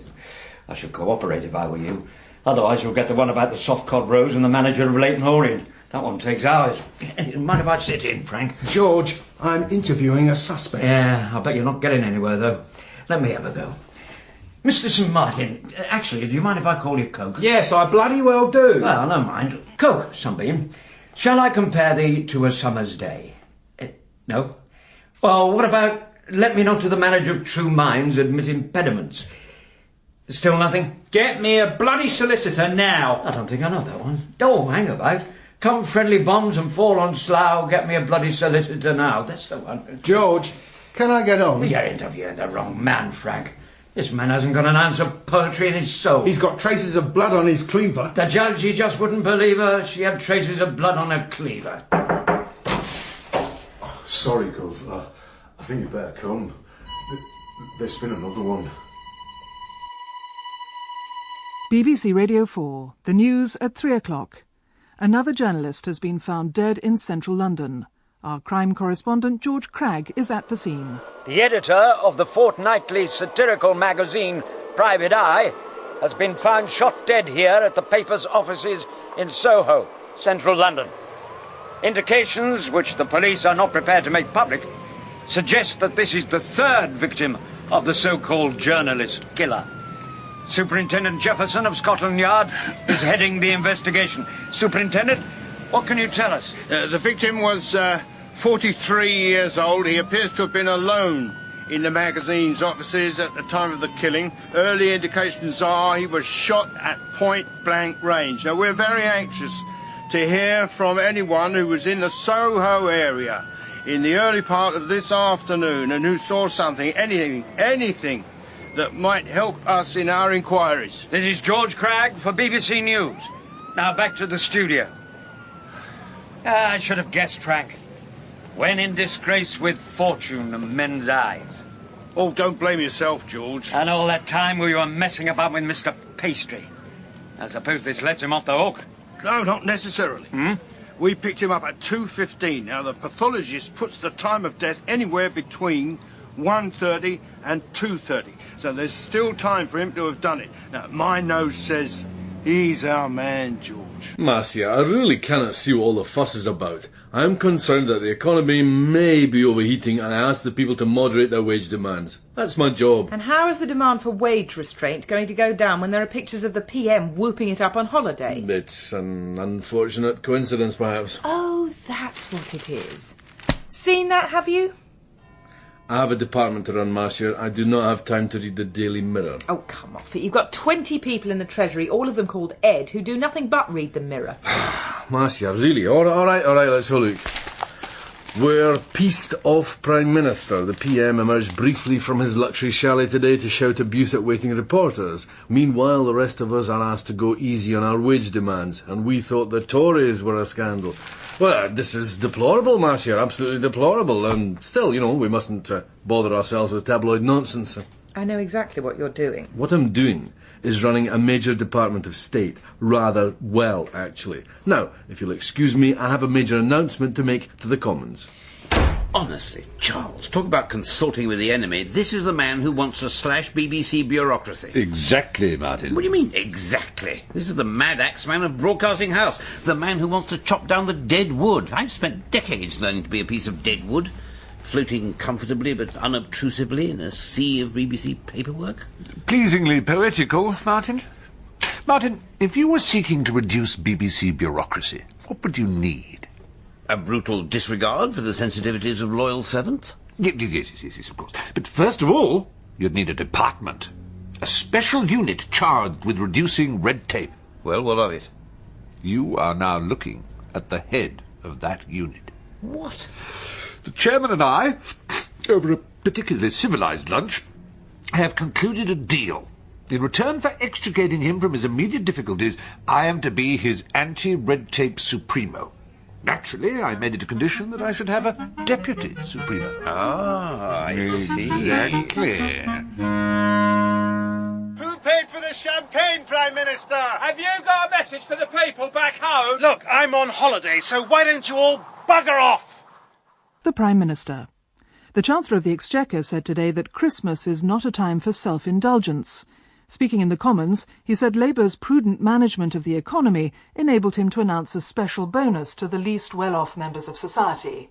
That, said the Chancellor, was the true spirit of Christmas. Get me a plane ticket. Now, this minute. Oh, of course. Where are you going? The Alps. I think somebody's in need of a rescue. I am supposed to be shadowing you, George. Oh, yeah. Look, phone the Home Office.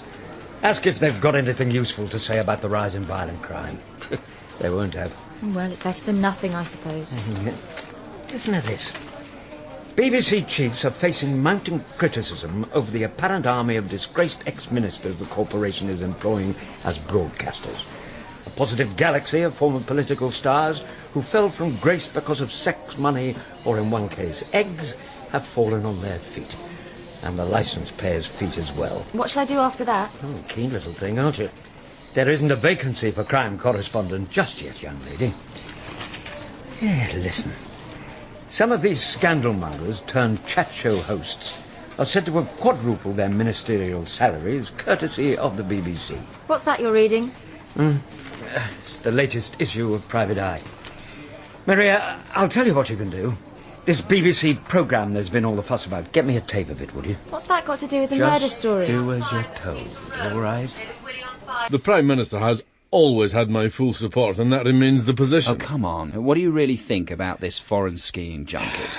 You don't approve of it, do you? You will not succeed in driving a wedge between me and my friend and colleague, the Prime Minister. You'd still like his job, though, wouldn't you? Now, look, Chancellor, I know how much you'd love to answer that question, but I'm afraid I'm going to have to interrupt you. We're getting reports that the Prime Minister may have been injured.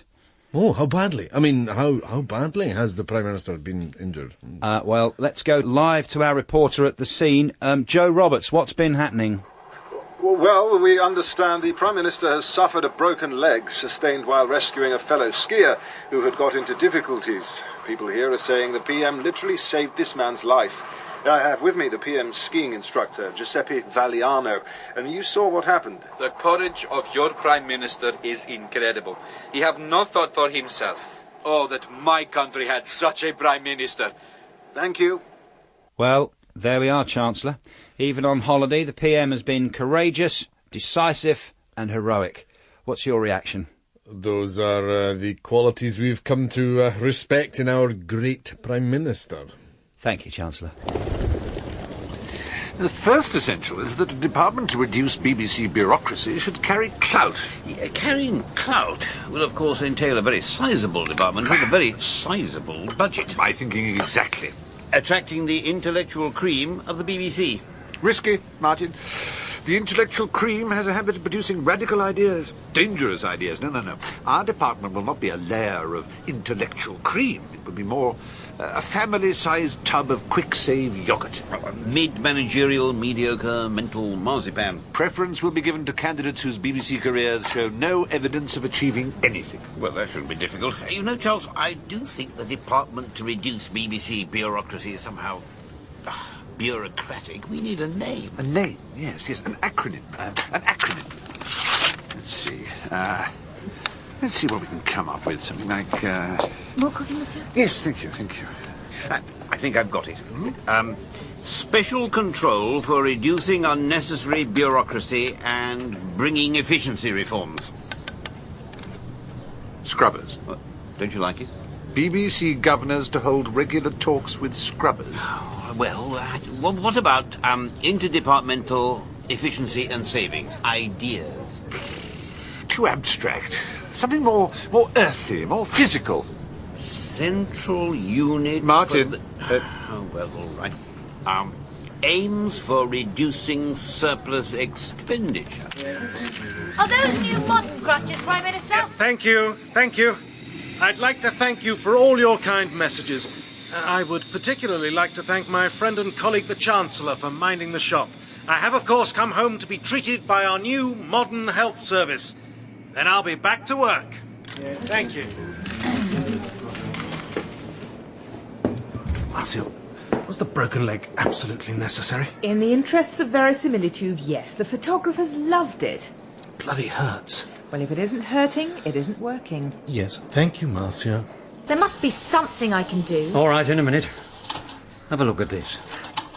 Private Eye is a despicable publication. A publication that has sent children crying to school because of what it alleged about their parents. Scurrilous and worthless. Who's that, then? Rupert Thresher, disgraced ex-minister, resigned after a sex scandal, now works for the BBC. Very good. You miss one thing, though. He is also the journalist's killer.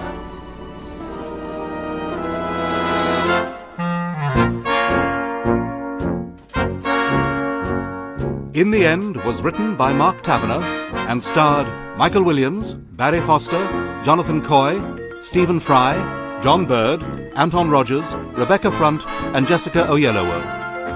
And also featured Simon Greenall, Phil Cornwell, Michael Fenton-Stevens, Peter Woodthorpe, Hugh Parker, Chris Pavlo, Martin Hyder, Beth Chalmers, Andrew Crawford and Harriet Cass. The music was composed by Paul Mottram. The executive producer was Paul Schlesinger. In the End was produced by Dawn Ellis.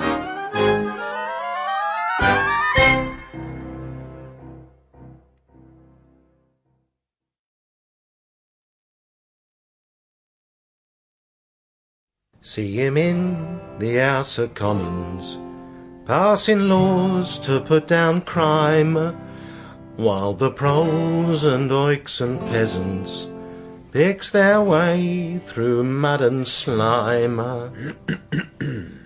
'Cause it was true under the Tories, and with New Labour it's just the same, that it's the rich what gets the pleasure. Ain't it all a bleeding shame? Good morning, Prime Minister.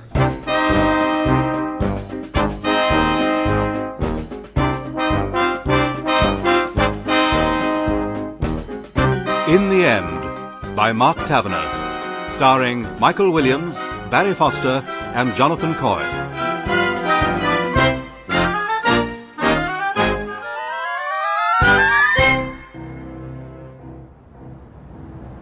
What I'm saying, Frank, is that you've got it wrong. The way you always get it wrong. I'm not a betting man, George. Oh, very wise. But I bet my pension on this. The journalist killer is Coco St. Martin, celebrity chef and git. Big issue, mate. Go away. Don't be so rude, Frank. I've got this week's, actually, mate. Oh.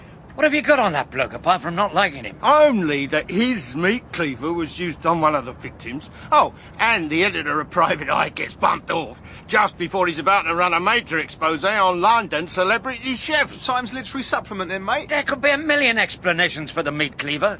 Exposes in Private Eye. You don't bump somebody off for that. Mathematical philosophy today, mate. The trouble with you, Frank, is you get, what do they call it? An E-Day fix. EDU. 100 tips for a fun-loving Buddhist then, mate. You get something stuck in your head and nothing will get rid of it. Coco St. Martin is a blustering idiot. With a record of violence. Granted, but he's not a killer. Well, not this sort of killer. So you got a better idea, have As you? it happens, yes. Rupert Thresher. Liberal Democrat news, mate. How much? Good morning and welcome to Yesterday in Parliament. I would tell you what happened in the Commons yesterday, but to be honest, the sun was shining, so I didn't go.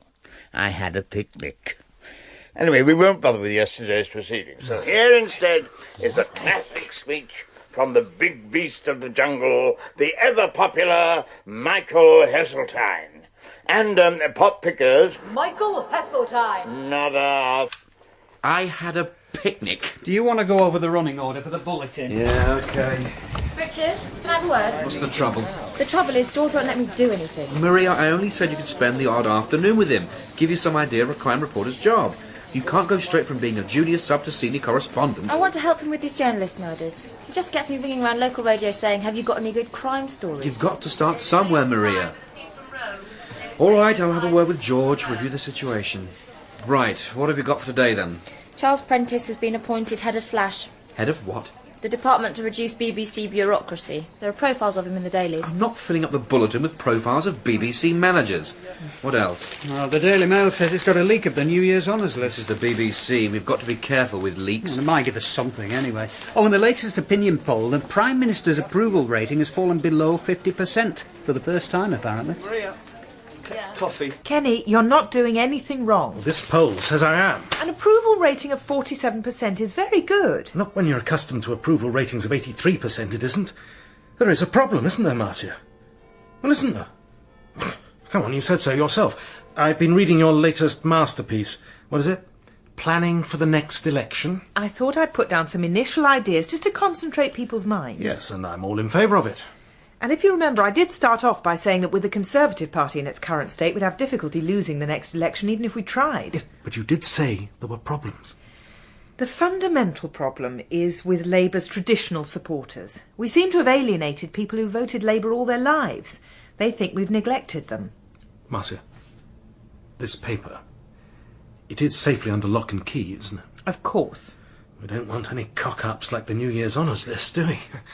I rather fancy a knighthood, Martin. What for, Charles? Service to the wheeze industry? For our crusade to save public service broadcasting. It's not a crusade, it's a series of grubby manoeuvres. Grubby, I grant you, but somehow indefinably noble. You know what the BBC has lost, Charles? It has lost the respect it used to accord men who had developed the knack of doing nothing. Do you remember Randolph Watson?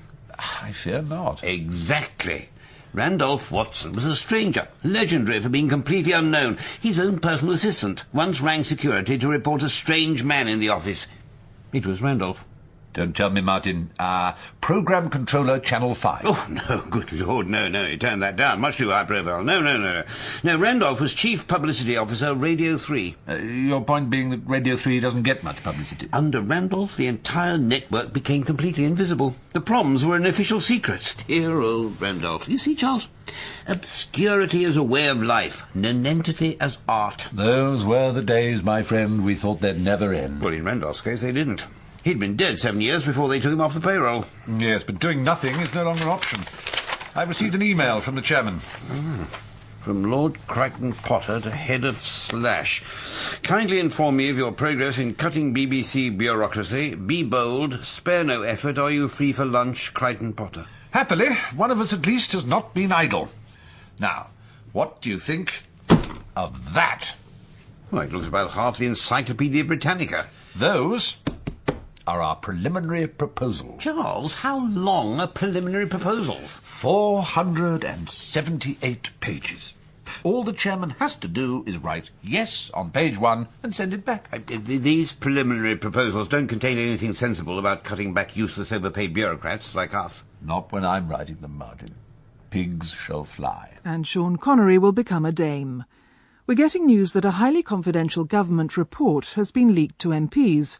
We're going live to Rob Nixon at Westminster. The report concerning New Labour's strategy for the next election appears to have been written by Information Minister Marcia Mallon and is headed Prime Minister for Your Eyes Only. Incredibly, a copy was found in a photocopier here at the Commons. Amongst other things, the report admits with astonishing candour that on health and education, Labour is failing to deliver. But most damningly for the government, the report says this: as New Labour, we have no problem with people being filthy rich. After all, most of us are. Let's face it, poor people are a flaming nuisance. I was trying to write in an easy colloquial style. Marcia, by the time you leave this room, you'll have received a lesson in easy colloquialisms you're never going to forget. Listen to this! Listen to this! We may feel that the public sector is full of relics of a bygone era. We may wish that public sector workers would stop whining about low pay, get off their backsides, and join the modern world. But we cannot say so in public. Well, we have now! Yes, Prime Minister, I would just point out that you commended the document. You said it was very good. I didn't tell you to enter it for the Booker Prize, did I? I didn't tell you to give it away at bus stops. I mean, how the hell did this document leak in the first place? Surely you and I were the only ones who had copies. Yes, well, and the Chancellor. What did you say? He is going to be in charge of our election campaign. I thought he should see a copy. You gave this to that sanctimonious swine next door. You gave this to my friend and colleague, the bloody Chancellor. Yes, well, I didn't know he'd give it to the papers. Marcia, get out of my sight. I'm sure we can retrieve the situation. Marcia, in your own interests. Get out! Labour slams the poor. Well, that'll fill up the bulletins for a while. Dame Sean of the Bahamas. Look, I promised Maria I'd have a word. How are things going? Well, all right. I'm a bit busy to be bothering some young kid, to be quite honest. I'm giving her things to do, but she keeps on to me about this murder story. That's not a job for a kid. Well, keep her interested, George. We can't afford to lose our best young people, you know. Yeah, but that doesn't mean there can be BBC crime correspondent 10 minutes after they're out of nappies. Honestly, that young woman is measuring me for an early grave. Come off it. Anyway, there's nothing wrong with ambition. Just as long as they understand it takes years of hard slog to get where I am. I mean, you've seen me, Richard. On 3 computers and 2 mobile telephones at once. No, George, I've never seen you like that. Never stop, mate. Never stop. Here, George, is this rumour true about you retiring? No, it bloody isn't. Chairman, I think there must be some mistake. My dear fellow, have they bought you the wrong cheese? No, the preliminary proposals? Oh, Charles, 1,000 apologies, I should have said. Splendid piece of work. The thing is, Chairman, you appear to have written no across the top of them. A slip of the pen, I'm sure. Yes. Yes? No. You see, the thing is, Charles, I used to be leader of the Liberals. Indeed. And from time to time, I used to get these ghastly documents called party policy. I never actually bothered reading the wretched things. And then, lo and behold, I'd be confronted by a paxman or somebody saying, "Why is your party committed to giving away cannabis on the national health?" It's amazing what you can put your name to. No, I assure you, Chairman, that nothing could have been further from my mind. Oh, my dear Charles, of course not. But you see, what I think we need is something crisp, something succinct. What I had in mind was 5 pledges. Just 5? 5 clear pledges about cutting bureaucratic waste. Things that people outside the BBC can understand, and things that people inside the BBC can't wriggle out of. Ah, yes. Yes, quite. Cognac? Madam Speaker, we are sorry the Prime Minister isn't here. Has he gone for a leak? Madam Speaker, the leaking of confidential documents is a deplorable practice which should be condemned by every member of this House. I hope the perpetrator will be caught and severely punished. That's not what I've heard, no. We in the Conservative Party, the left wing of British politics, have heard that this caring and compassionate document was leaked by the Chancellor himself. Is that true? Madam Speaker, that is a pathetic question. That is a pathetic question from an opposition with nothing better to do than sow divisions between me and my friend and colleague, the Prime Minister. They will not succeed. Who the blazes did leak the wretched thing? I really can't imagine. My job is not up for grabs, and it won't be for very many years to come. Is that clear? George, I have never said anything about you retiring. It did not come from me. It came from somebody. Right. Photocopy that lot, whilst Frank and I put our heads together. Yeah, right. She seems very keen. Oh, God, she's keen. And fresh-faced and eager. Well, what's the matter with that? What's wrong with it is these bloody people walk in here with a second-class degree in English and expect to be editor of Panorama inside a fortnight. Yeah, well, I know what you mean. Is it true you're retiring? Gee, not just yet. Well, let's just talk about the case then, shall we? Yeah, you're right. Look, have a squint at this.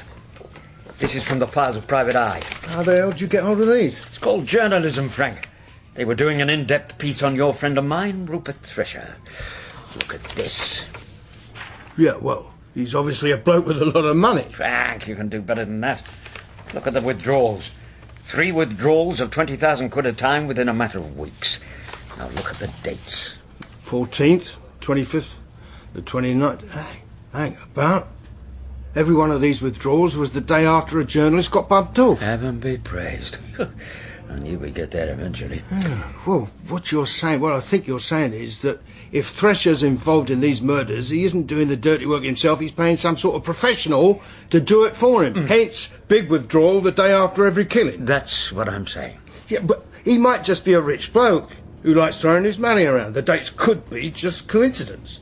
To be honest, George, what I'd really like is a motive, a good, solid motive. And you shall have it, my old mate. What is Thresher best known for nowadays?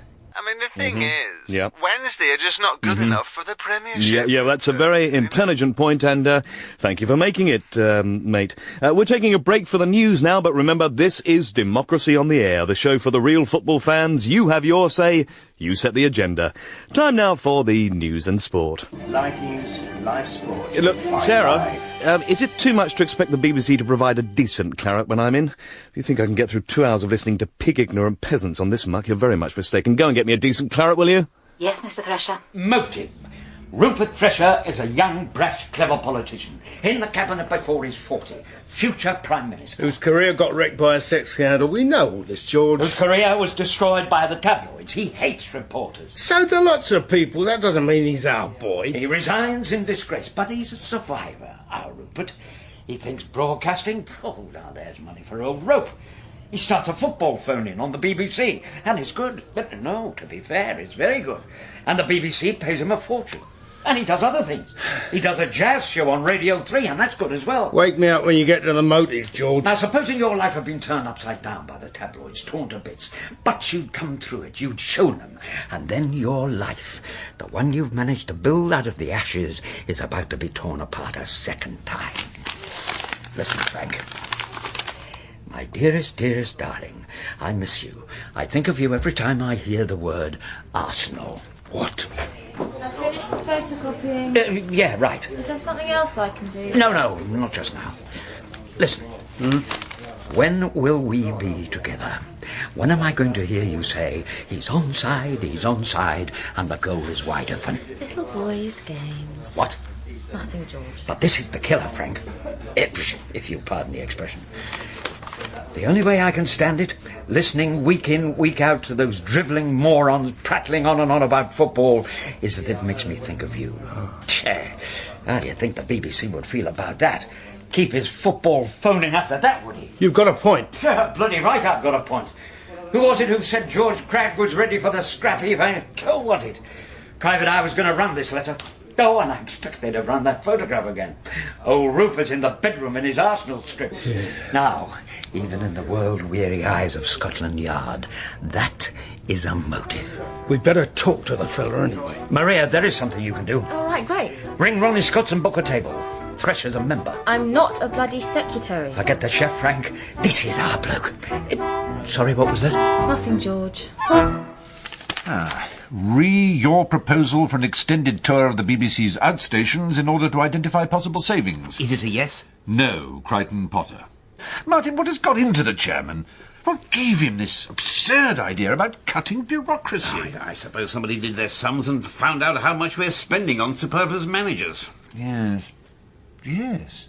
Yes! Charles, you've got that I've had a wheeze look. Somebody did their sums. Martin, who do you think has told the chairman that our round-the-world trip to identify savings is uneconomical? Some accountant somewhere? Who was it who said we couldn't move into a bigger office? The accountants. Or have a new carpet? The accountants. You know, the trouble with this place is there are too many damned accountants. Email the chairman. I suggest an immediate cut of 50% in the number of accountants employed by the BBC. As for the rest, I recommend the following redeployment. Redeployment? Where's your staff directory? Now, Director of Finance. Is he responsible for this sherry? Not anymore, he isn't. To Chairman. In order to shift resources into programme making, I suggest the Director of Finance be redesignated Head of Boxing. I don't think the BBC shows any boxing. I know. Your turn. Oh, yeah. Now, who's the swine who wouldn't let me have a new carpet? Yes, Controller, Office Resources. Yes, to Chairman. I recommend the Controller of Office Resources be redesignated Chief Executive Outside Broadcasts. Oh, wait a minute, that's a real job. Bracket, fishing programmes, bracket. Martin, we don't show any fishing programmes. I know. Now, who's this? Yeah, Head Accountant, World Service. I'll put him down for Special Assistant, Talks and Documentaries, Radio Shetland. And when he comes through the door and says, "Why are you doing this to me?" we'll reply, rather wittedly, "Because we can." Now, I want to do one. No, I want to. No, let me. It's my turn. Do one. Madam Speaker, matters have been raised and questions have been asked. They will be answered in full. But first of all, let me say how nice it is to see the leader of the Conservative Party. I've been looking forward all morning to spending some time in his company. He makes me laugh. Well, he makes everybody laugh. And never more so than when he is discussing serious politics. But let us turn to the serious issues before us. Oh, yes. Yes, Madam Speaker. Sometimes I do wonder why I came. Well, don't ask us. And then I remember the values that governed Britain for 18 long years.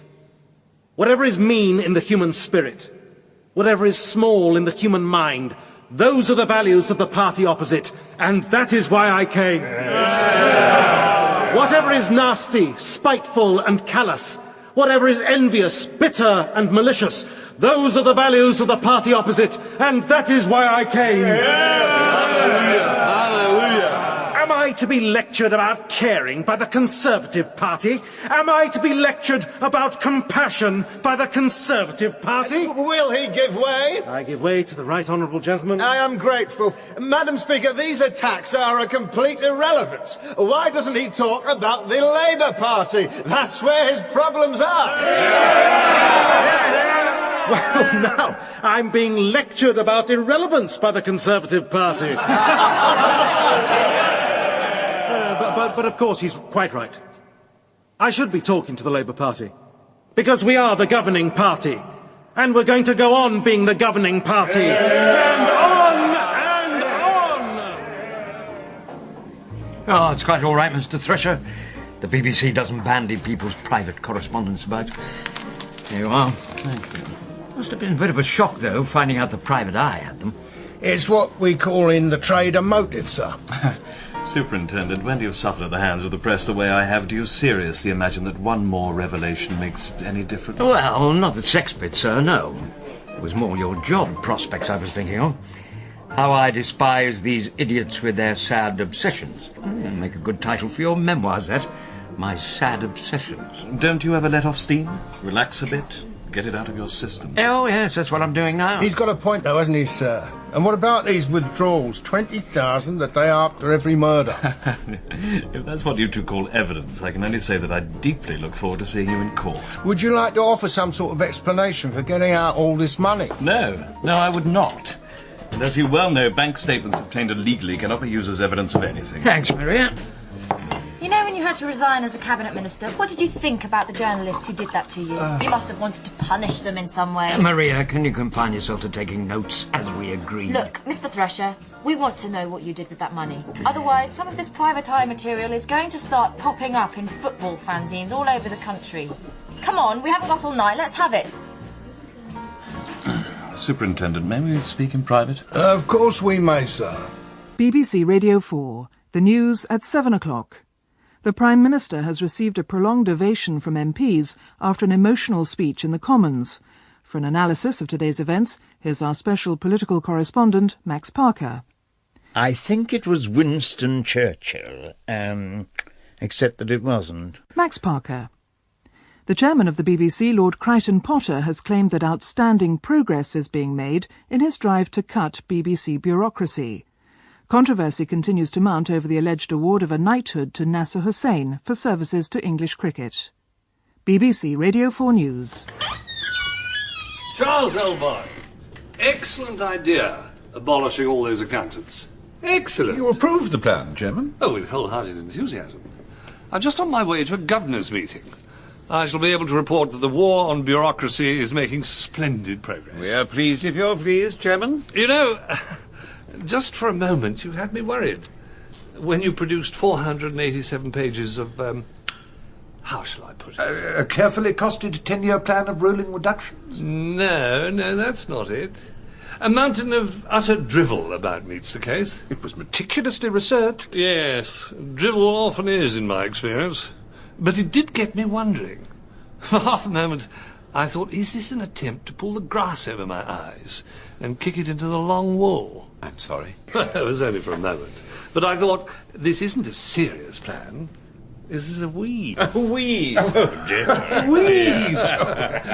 But then you came up with this splendid plan. The governors are all here, Chairman. Just coming, Penny. There is just one thing. Now that we've fired all these accountants, how are we going to measure all the savings we're making? On the face of it, we've got rid of exactly the people who ought to be working it out. Still, I know you've got an answer to that. Well, of course we have, Chairman. Haven't we, Martin? It was one of the first things we considered, Charles. Of course it was. Otherwise it might look almost like another wheeze. Well, keep up the good work, chaps. All right, Penny, I'm coming. Charles, you've got back cursors foiled again, look. And you reckon the story will check out? Yeah, I believe it. The money goes to support his mistresses, one in Paris, one in New York, so we can scrub him out. We most certainly cannot scrub him out. If that evidence won't stand up, I'll find some that will. Do I get some credit for getting it out of him? We'll talk about what you did in the morning. She didn't do anything you wouldn't have done, George. A few years ago. Anyway, I've got to be off. Can I buy you a drink, George? Go on. Pint of Guinness. Yeah, I suppose so. You should have seen the look on the Chancellor's face when you were giving that stuff about your family and your boyhood. Yes, Marcia. And when you did your sincerity bit, does anyone in this house believe I don't care? Did I come into politics not to care? I thought the Tories were going to start cheering. Yes. Never fails, does it? My sincerity bit. Before you'd been going 2 minutes, they'd forgotten all about the blessed report. It was masterly, Kenny, masterly. I said nothing, Marcia. No Prime Minister in history has ever said nothing the way you say nothing. Oh, come on, I wrote the speech. I'm entitled to some thanks. Oh, yeah. Thank you, Marcia. Well, don't you fancy a drink or something? It's all such a nonsense, isn't it? Such a bloody nonsense. Marcia, I'd like to be left alone tonight. You go off and have your drink. Morning, George. Good of you to put in an appearance. Can you do me 5 minutes for the 9 o'clock? What about? Home Office report on substance abuse in older men. Can I get you his breakfast, George? Some nice greasy sausages? Nonsense. What this man needs is toast. With marmalade and Devonshire cream. Richard, I owe you an apology. Yes, you do.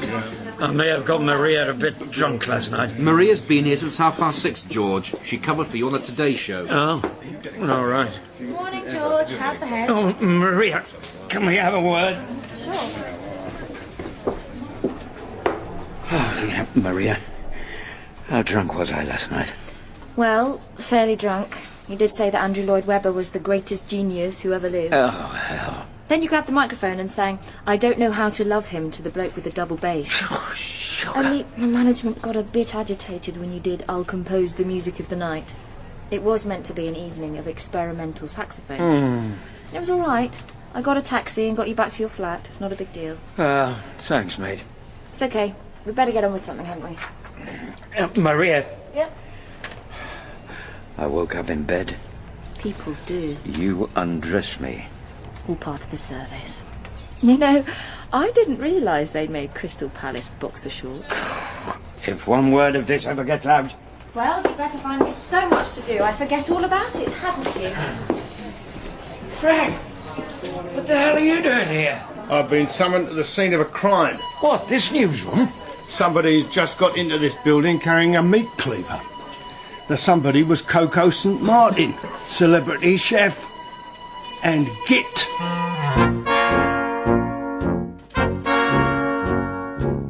In the End was written by Mark Tavener and starred Michael Williams, Barry Foster, Jonathan Coy, Stephen Fry, John Bird, Anton Rogers, Rebecca Front and Jessica Oyelowo.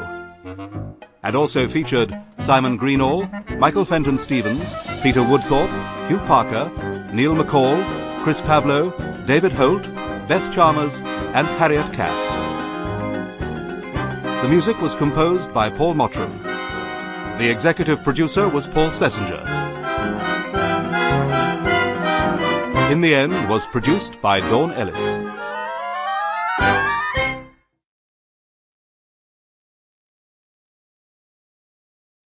I am the way, and the truth, and the life. Hallelujah.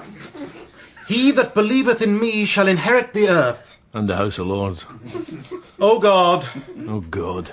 Grant that the deliberations of these thy ministers shall be wise and just and new and modern. Amen. The People's Cabinet is now in session. Now, can we begin with this rather unfortunate business of Her Majesty's overseas visit? Foreign Secretary, how did the Queen manage to get lost? Foreign Secretary.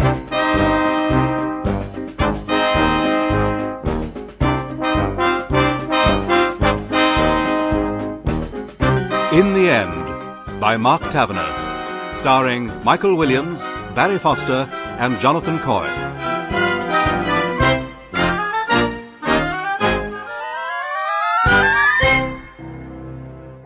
And the headlines again. The Prime Minister has expressed full confidence in the Foreign Secretary. This follows widespread criticism of a recent royal tour of European capitals, during which the Queen was put on the wrong train and went to Earl's Court. The Chancellor of the Exchequer has claimed that the British economy has had an excellent year. And the England football captain Andy Stanley has denied being a drug dealer. BBC Radio 4 News. Thanks, everybody. Andy Stanley. What a silly boy. Morning, George. Andrew, keep going that Stanley story. OK. Does this make sense to you? Andy Stanley plays 60 or 70 football matches a year. He has to be in peak condition from August till May. And this guy does drugs? The story was more about him dealing in them. The classic tabloid sting, eh?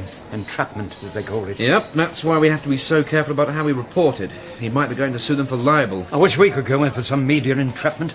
Would liven up BBC journalism no end. A nice juicy crime story by tonight would liven it up a bit. Even, if we're really lucky, a crime story from our crime correspondent. Oh, sorry, did I miss a piece of gratuitous sarcasm? No, you missed a gratuitous request from your gratuitous boss. Well, I tell you what, Suppose I go to Stanley's news conference. Coffee. Well, come on, Richard. Drug dealing's a crime. Now. There ought to be a crime story in it. Sports department are handling it. In that case, I'd definitely better be there. Just so there's a journalist present. All right, well, mind you come back with something. Thank you, Foreign Secretary. No, I haven't quite finished yet, actually. I want us to ask ourselves where we're going. I mean, what have we really delivered to the British people? Stable growth, low interest rates, falling unemployment. Yes, but is that really enough? It's enough to give us a very healthy lead in the polls, Kenny. Yes, but, opinion polls. Look, let me put it this way. We've been here 2.5 years, and sometimes I look at the British people and I think, winning £1 million, lying on a beach and ogling naked bodies, is that the limit of their moral horizon? Yes, it is. Well, what about vision? What about spiritual appetite? Prime Minister, if I may answer that, there are, in my view, 2 things any sensible government should avoid. The first is a moral crusade. The second is telling the British people what we really think of them. Very ill-advised. Yeah, but look at the newspapers. A young chap, hero to millions of our young people, and all we can do in this country is drag him down, make him a laughingstock. Is that the kind of people we are? Yes, it is. And no government can do anything about it. Yeah. I wonder. Well, thank you. That was most useful. Anyway, I trust you're all coming to the Cabinet carol singing? Carol singing? Next Tuesday. Economic summit, unfortunately, PM. Oh, well, come along afterwards. In Guadeloupe. NATO meeting. Absolutely unavoidable. Constituency engagement, if only I could get out of it. Oh, well, never mind. Dance, dance, wherever you may be. I am the lord of the dance, said he. I'm not having the last waltz with him. All, wherever you may be. Now, obviously, I regret the distress I have caused to my family and friends, and to my club and country. OK, Andy, we'll answer questions, but we're on a strict time schedule here. Andy! George Cragge, BBC, can I just get this straight? Are you saying News of the World journalists posing as officials from Buckingham Palace offered you an OBE if you procure some illegal drugs for a member of the royal family? That is correct. And a reporter posing as Sir Michael de la Tour, Royal Equerry, said, if I've got this right, the thing is, the old dear loves a quick snort. It helps her rheumatism. Yeah, that is correct. And you believed him? Well, this is it. John Story, Daily Mirror. Andy, do you think judgment is an important quality in an England captain? All right, sorry, time's up. Come on. Have the police spoken to you, Andy? Have the police spoken to you, Andy? Sorry, ladies and gentlemen. Do you know, I've been at this game, man and boy, since before Alex Ferguson got sacked by St Mirren. And I've never heard anything like that in all my puff. So to speak. Proud of yourself at the News of the World, are you? Oh, of course, the BBC is above such things, I don't think. George, have you met Cherry? Ah, the honey trap, no less. The lady in waiting, if you please. Mind you, I didn't have to wait long. Time for a quick one, George. Well, it'd better be a quick one. My editor keeps suggesting I do him a story. Right, come on then. There's a place round the corner called the Bricklayer and Fish Kettle. It's an Irish theme pub. Madam Speaker, this is not back to basics. This is a new morality. Well, I'm not expecting the Conservatives to like it. They're responsible for the moral climate which we inherited. Is it part of the new morality that, according to the newspapers, there are members of his government who can't keep their trousers on? Perhaps that's why they have to buy new ones. New Labour, new trousers. Aha! You know, I'm a bit worried about the Right Honourable Gentleman. I've heard that the Comedy Store may not be renewing his contract. But I am grateful to him. He raises a very important point. Any drive towards a new morality must begin with our tabloid newspapers and the shameful and damaging allegations they constantly make about those of us in public life. You haven't heard the best bit, George. Cherry, you tell him. Well, look, he's agreed to carry these drugs, right? So just as we're finishing, I said to him, when you're coming through customs, Andy, remember who the stuff is for, and whatever you do, don't hide it up your bum. And he said, of course not, your ladyship. Lambs to the slaughter. Do you ever think about what you're doing, Derek? Exposing drug dealers, you mean? But he's not a drug dealer, is he? It was set up. The boy's completely innocent. He's guilty of being a complete prat. You can't have people resigning just because they're complete prats. On that basis, they'd be nobody left at the BBC at all. How do you sleep nights? Like a top, my son, and a very well-paid one. Sorry, my pager. Get him in, George. God, this business has changed a bit since I came into it. You were a tabloid hack once, George. Reporter of the Year, 2 years running. I'm very flattered somebody remembers. George? Oh, what's the matter with you, Derek? Your expenses been disallowed. You said your editor wanted a story. I think he's got one. And now other news.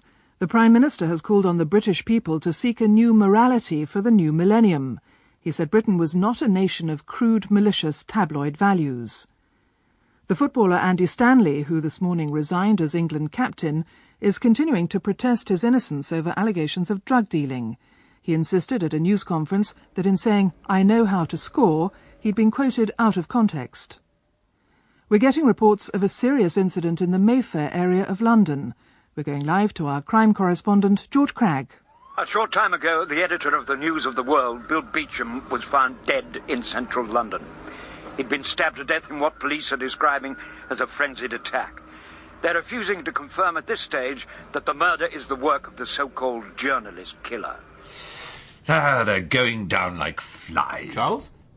Bureaucrats, managers. The chairman is delighted. He says we're freeing resources for dynamic program makers. Oh, I think we can reward ourselves for a job well done. I think I'd like my reward to be a couple of weeks in Portugal. Martin. 4 weeks in south of France? Listen. In the immortal words of the most distinguished American philosopher of the 20th century, Vidal. Jimmy Connors, in this business, if you don't win, you lose. Perfectly American. There are no drawn matches in tennis. Charles, that's enough, Jimmy Connors. Just as you wish. What are you burbling about? My point, Martin, is simply this. Do you wish to end up in the private sector? Good God, of course I don't. Precisely. Then the time has come for the ultimate wheeze. Oh, no. The Olympic gold wheeze. The European treble wheeze. Well, couldn't we have a couple of quiet weeks to think about it? Son, when you're out there on centre court, if you've got time to think about it, you're not doing it right. The cause of death, gentlemen. Well, you can see for yourselves. He'd had a right seeing to. He'd suffered multiple stab wounds. This is different from the other ones, isn't it? Not to me, it isn't. It's the murder of a prominent journalist by a loony. You're not suggesting it's a different loony? Oh, no, I'm sure it's not. But look at the other killings. Poisoning, shooting, but all of them planned, controlled. This seems completely uncontrolled. It seems almost as if the murderer lost his grip and went completely berserk. Well, that would be my analysis, certainly. There were a total of 25 stab wounds. Frankly, it's difficult to say which one was fatal. Like as if the other killings were business. This one was personal. Or that the other ones were planned and this one wasn't. As if the killer just happened to come across the editor of the News of the World and went into a total rage. You said yourself, Frank, how many people have reason to hate Bill Beecham. Yeah, that's true. That's our problem looking for a serial killer of journalists. Everybody hates journalists, Frank. Everybody. Oh, I think I'm going to cry. Of course I'm pleased that you're feeling happier with life. Believe me, I'm pleased. It's just that 2.5 years into this government, I found some purpose, some sense of what I'm for. Yes. You don't think that morality is the Church's business at all, do you? The Church of England has failed abjectly and miserably to give the lead our people are craving. Yes. Well, it would play well with the Daily Mail, I grant you that. Marcia, the tabloids are part of the problem. They were very kind to us at the last election, Kenny. It would be nice if they could be the same next time. Life is not just about winning elections. In any case, if I were to do something about the newspapers, it would be popular, wouldn't it? It is true that focus groups demonstrate broad support for legislation to curb the tabloids, yes. A privacy bill. That's what we need. A bill to stop all this nonsense. A society where your innermost secrets, even your body, can wind up on the front of the papers is not a New Labour society. But the practicalities of a privacy bill... Marcia, this is not a suggestion. It is a decision. I am prepared to put the full weight of 10 Downing Street behind a privacy bill. See to it. The headlines again. The Prime Minister has launched a strong attack on the Church of England for what he called its abject failure to provide moral leadership. He called for the last Christmas of the millennium to be a time of spiritual renewal for the nation. The PM condemned what he called small-minded individuals obsessed with ultimately trivial questions such as the single European currency. The Chancellor of the Exchequer has been making a statement about the single European currency, which he said was the most important question facing the nation. Scotland Yard have admitted there are no further forwards in the hunt for the journalist killer. BBC Radio 4 News. Thanks, everybody. Follow up that political stuff. OK. Richard, What is it, Maria? George is on with the piece from Scotland Yard. OK, bugging up, let's listen. This is George Cragge for the World Exclusive. Here at Scotland Yard, absolutely nothing has happened at all. Why is everybody so frivolous this morning? I'm speaking to you from the office of Superintendent Fearless Frank of the Yard, the man who is leading the hunt for the journalist killer and leading it nowhere. It is not too much to say that this case has caused his knotted and combined locks to part, and each particular hair to stand on end. George Cragge, BBC News.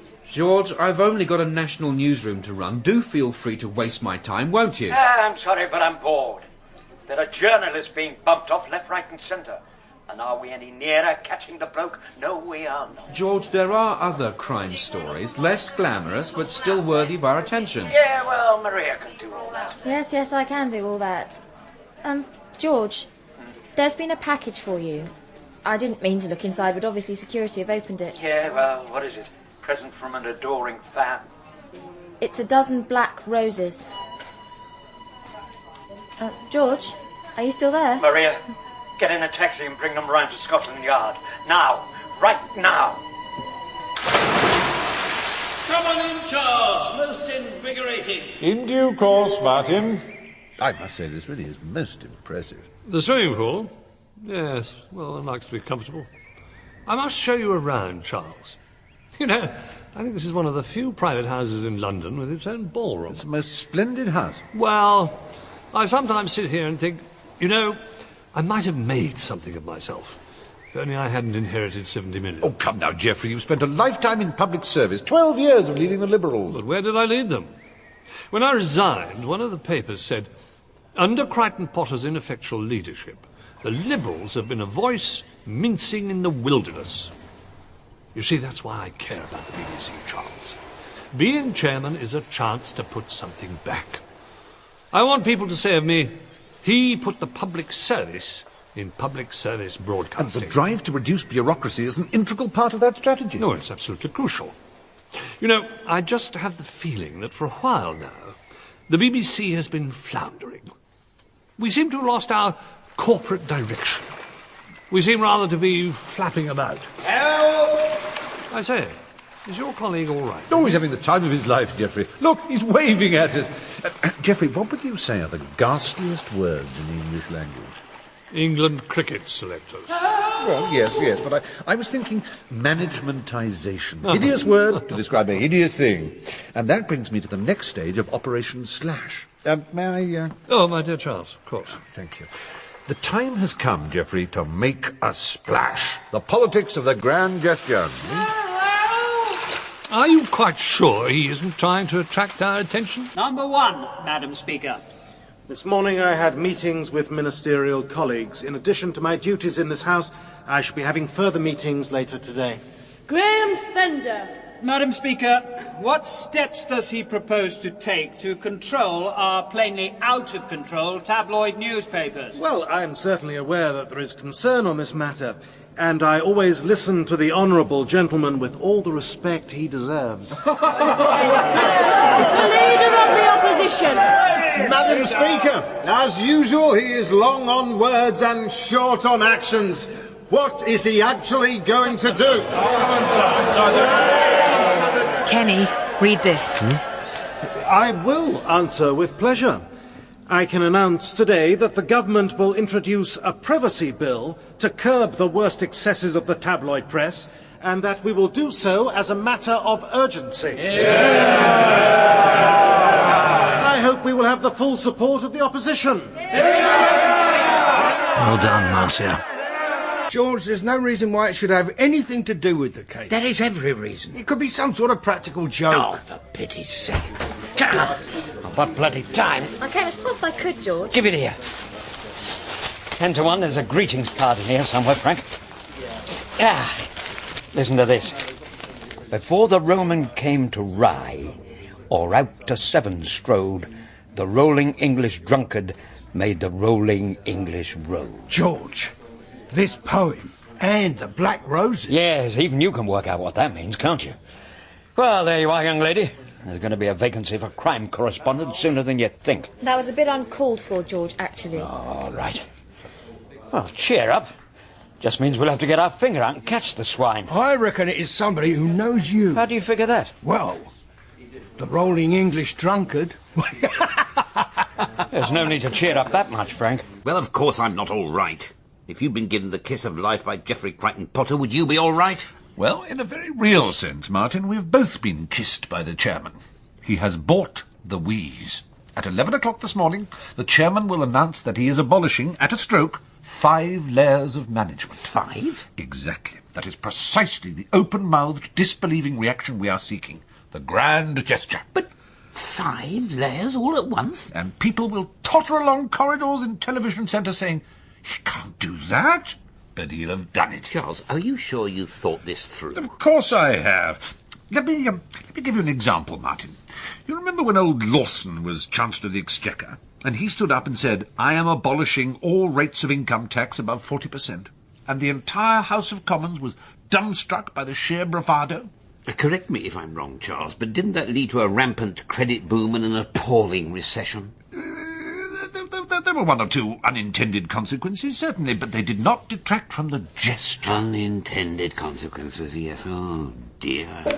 Well, I haven't found out anything you couldn't have just told me. You were a trainee reporter on the Western Morning News.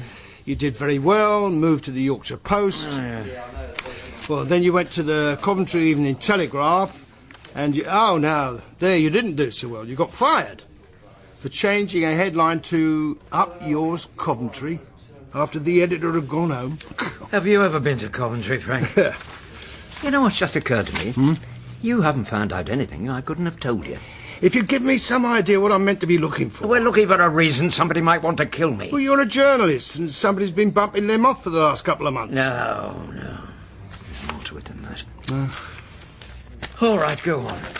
You went to the Daily Express. In the days when it was a good paper. And you became their crime reporter, and you started to win awards. Oh, and you were particularly commended for one story. The murder of a little girl. That was a horrible case. Yeah. Well, then the BBC decided to appoint their first crime correspondent. George, what has any of this got to do with the murders? Well, you're the detective, Frank. You tell me.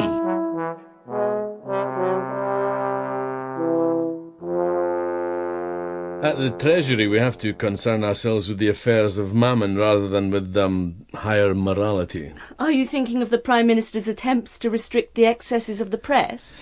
The privacy bill is a government policy and therefore I fully support it, although we do have to remember that we live in a free society and our press is a vital part of that. But the bill is extremely popular. Oh, certainly, but, you know, short-term popularity isn't everything. Although that is no criticism of my friend and colleague, the Prime Minister. The Chancellor doesn't like it. Excellent. The bill seems to have gone down well with the public. Because they're yearning for a lead, Marcia. They don't want us blathering about public sector borrowing requirements. They want vision, inspiration, moral backbone. Come in. Prime Minister, your telephone's off the hook. It's just that Mr. Murdoch's on the phone. Mr. Murdoch? Yes, he wants to talk to you about this privacy bill. Ah. Moral backbone, Kenny. I'll take this call in the other room. How did Mr. Murdoch sound, Julian? I believe the word is incandescent, madam. A moral crusade is always a mistake for a politician, isn't it? I did try to tell him. That was quick. Is everything all right? Yes. So, what did you say about the privacy bill? I told him it was your idea. What? Marcia, stop this privacy bill. I don't think we can stop it now. Marcia, kill this bill. I don't care how, just do it. It's not much, George. Oh, you never know. What have you got? The Daily Express, 1966. Edward Martindale, 19-year-old trainee chef from Balham, South London, was today languishing in prison following an unsuccessful attempt to steal a handbag from pensioner Mrs. Betty Willis. And it's all thanks to our crime reporter, George Cragge. Good God, yeah. That little swine grabbed hold of a handbag in broad daylight and I nicked him. I got a front page lead and a police commendation. God, yeah. Oh, so what? George, people aren't christened Coco St. Martin. Nobody's christened Coco. 19-year-old Edward Martindale from Balham is none other than... That's his real name. I looked it up in Who's Who. It's got to be the same one, hasn't it? So I nabbed him when he was a kid. He got 3 months, if I remember. But that's over 30 years ago. It's not much of a motive of murder, is it? Well, I was only trying to help. Look for something in my past, you said, so I thought, well, if the suspects are a chef and a politician, I'll look for something in George's past to do with a chef or a politician. Sorry if I've wasted your time. Oh, you haven't. You've done very well, Maria, very well. You know, you've got a very good brain, haven't you? Oh, it's a real privilege to be patronised by you, George Cragge. I said bloody salsa! If I wanted tomato ketchup, I can go buy some, couldn't I? Sorry. Well, all right, for what it's worth, yes. That's when I started hating journalists. I needed the money. Do you know what it's like, trying to live on the money they pay a trainee chef? I know what they pay a trainee reporter. It didn't make me go and mug people. I had a genius to give the world. I knew what I was destined for. And pygmies, snivelling pygmies, were making my life hell. The rent, the bills, I knew what I'd come here for, you see. And I was supposed to let them get in the way. And I saw this dreary little slut with her purse. I got 3 months, thanks to you. And she was probably afraid to go outside the door for the rest of her life. Still, here you are. The whole world knows about your genius now. You think I'm that killer, don't you? Well, let me put it this way, mate. I've been reporting murder cases 30 years. I've never met anybody who seemed to beg for the word psychopath the way you do.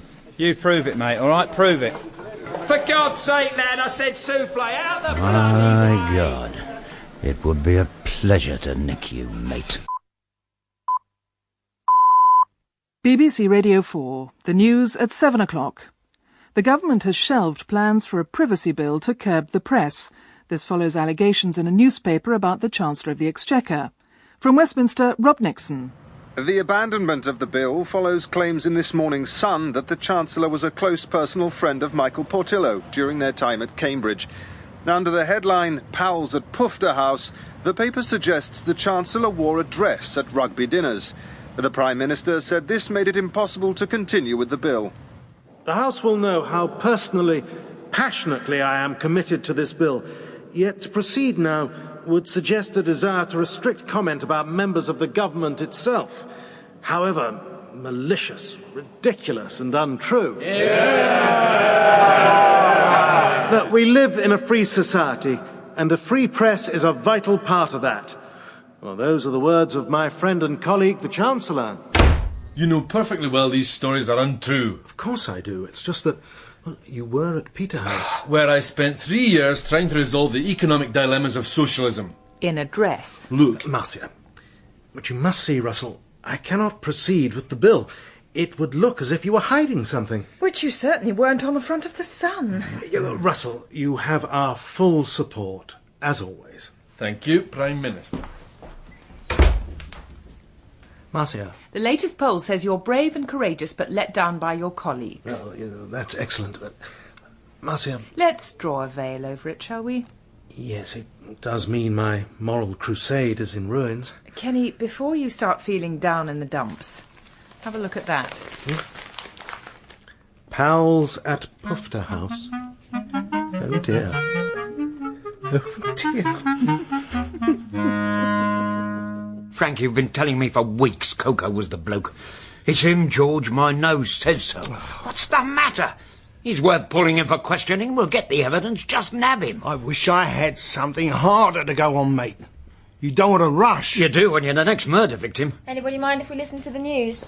Frank, what are we waiting Tonight for? on Radio 4, Rupert Thresher presents a personal selection of his favourite poetry. This is a very special poem for me. I'll always associate it with a very special friend. He'll know who he is. Before the Roman came to Rye or out to Severn strode, the rolling English drunkard made the rolling English road. George. For a very special friend. This case isn't finished, mate. Oh, no. It'll be finished when the killer's finally finished with me. Thanks, mate. Thanks a lot.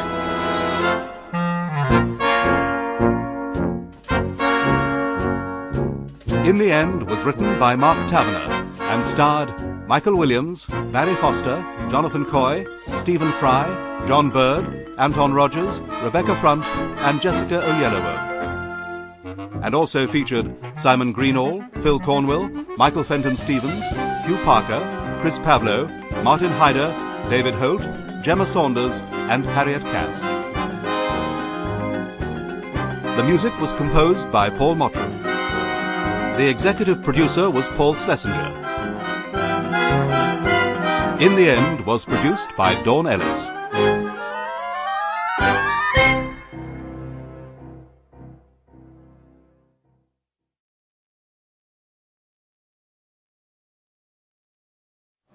Can we get on with it, George? Yeah, all right, hold on. Look, mate, I've got to ask you tough questions. It's my job. Do you have to make it so personal? I've just had half an hour with the tabloids. Now I get this. I am apparently the murderer's next victim, Frank. From where I'm standing, this is personal. George, can you go? Just go. Yeah, all right. Don't get your pink frilly ones in a twist. This is George Cragge for the 6 o'clock on Radio 4 and other outlets. Superintendent, why haven't you caught the journalist killer? Look, can I make this clear once and for all? We are not dragging our feet because the killer's victims are journalists. Every officer in this investigation is doing his utmost. Do you feel that your utmost is good enough, Superintendent? We are confident that our investigations will lead to an early result. You're expecting an arrest before there's another murder? We are confident of capturing the git who's doing it in the near future. Superintendent, thank you. Sure.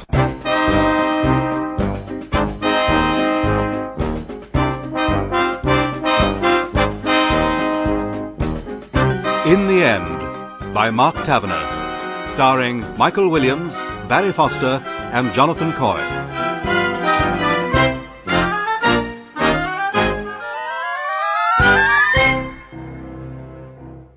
And the headlines again. Police have rejected criticism of their hunt for the journalist killer. Downing Street has denied suggestions that the Prime Minister intends to continue in office for another 10 years. A spokeswoman said that was a matter for the British people. In a Christmas message to voters, the leader of the Liberal Democrats has said, on the one hand, Merry Christmas. BBC Radio 4 News. It's all right, Marcia. I'm not angry. I just had to say something. This wretched reporter asked me the question, is the PM going to lead his party for a full parliament after the next election? I could hardly say no, could I? No, of course not. Not a problem. Preserves the element of surprise, doesn't it? How do you mean? Nothing. What surprise are we talking about? I mean, when you think about it, I'll have given them their 2 terms of Labour government, won't I? Taken their rag bag of a party and turned it into a real, credible government. Nobody will have anything to complain about. I don't think we ought to regard the next election as a formality, Kenny. Oh, I've total confidence in your abilities in that direction. And I think I can probably keep it up for at least another year or 2. Don't worry about that. Kenny, what exactly are you saying?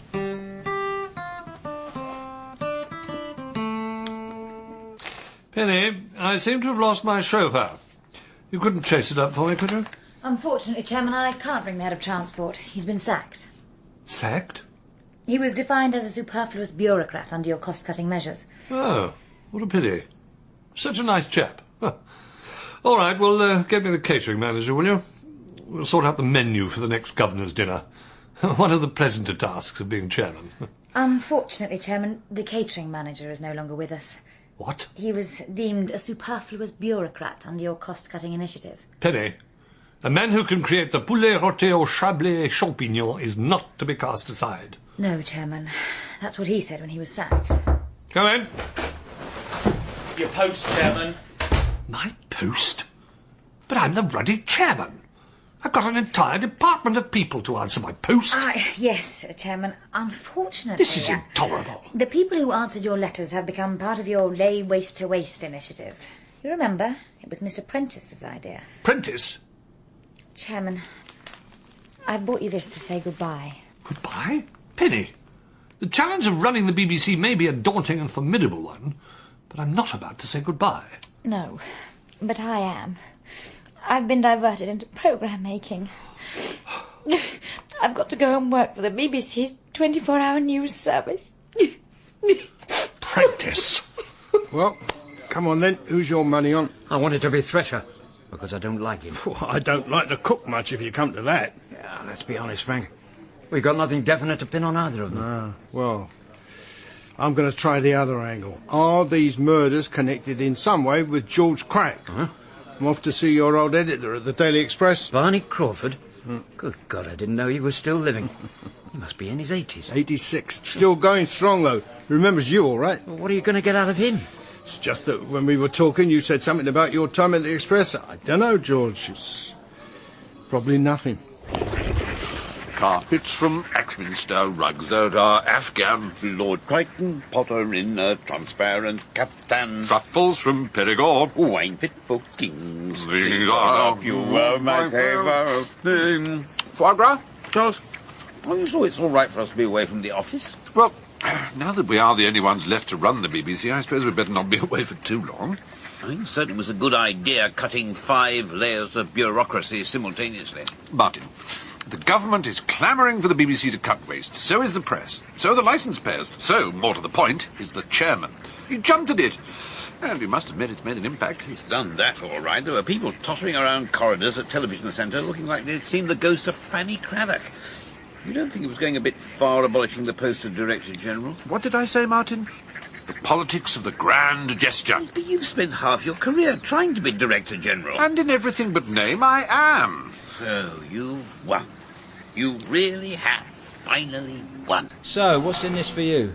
I thought you were a crime reporter. Well, I am, technically, but I've always thought of myself as having a fairly roving brief. So what's the deal? What George is saying is that we've had this idea for a series looking at the really successful people in our society. Another media profile. Well, no. No, it's not that. What we're interested in is, does our society really rate success? Do we look up to people who've achieved things, or do we just love to see them brought down? Well, I can tell you the answer to that. Exactly. And that's why we naturally thought of you for the show. We're only talking a short interview. You'll be paid, of course, to put your side of the story. We'll do it now, if that's convenient. Yeah, well, all right. I can't give you long. No problem. Right, here we go. Coco St. Martin. It's all right, George, I'll do it. Coco St. Martin. What would you say has been your biggest achievement? To have changed the eating habits of a nation. What did you do after lunch? George, that's quite a big claim. Look, love, any country is only ever going to produce 1 or 2 geniuses in a lifetime. Doesn't matter who they are, whether it's business or football or whatever it is. Doesn't matter if you're Richard Branson or Paul Gascoigne. Well, here, in this kitchen, I'm Paul Gascoigne. Fat and drunk. How can you say you've influenced all our eating habits when you're here in Mayfair charging, what, 100 quid a head? If I've heard that once, I've heard it 1,000 times. Look, love, you don't understand the influence a genius at the top has on everybody else. People say it's Mayfair, it's posh people, it's all that fancy food. What do they care about that in Slough or Penzance? Yeah, good question. Well, I'll tell you this. What I do in this kitchen today, they'll be eating in Slough tomorrow. Mr. St. Martin, for someone who's achieved what you have, you've had a pretty bad press. The cat food in the massacre. The swearing, the violence. Do you know why that is? Because journalists are sad, inadequate, frustrated little prats. Oh, come on, don't think I don't know what this is about. You think you can pin something on me, George Cragge? You go right ahead. And I'll tell you something else. Whoever is murdering journalists is a genius of serial murder. Marcia, this information is to go no further. It's for you and you alone. I don't mind if you let it drop that I have every intention of going on for the next 10 years. It was just a slip. Yeah, but a very helpful one. Marcia, 2 years after the next election, 18 months if I can manage it, I'm going to hand over the reins. What? But... I shall do everything in my power to facilitate your succession. It won't be easy, of course, given the entire party can't stand you, but that's your problem. Make yourself more lovable, Marcia, just for a couple of years. Kenny! The people will expect my successor to be the Chancellor. The party will want the Chancellor. The financial markets will certainly want the Chancellor. And do you know why they won't get the Chancellor? Because they'll be choosing me. Because that sanctimonious bastard will never get his bum on this chair as long as there is breath in my body. I understand the Conservative Party's frustration. We have delivered record low inflation, falling unemployment. The British economy is the envy of the world. I can well understand that it is the envy of the Conservative Party.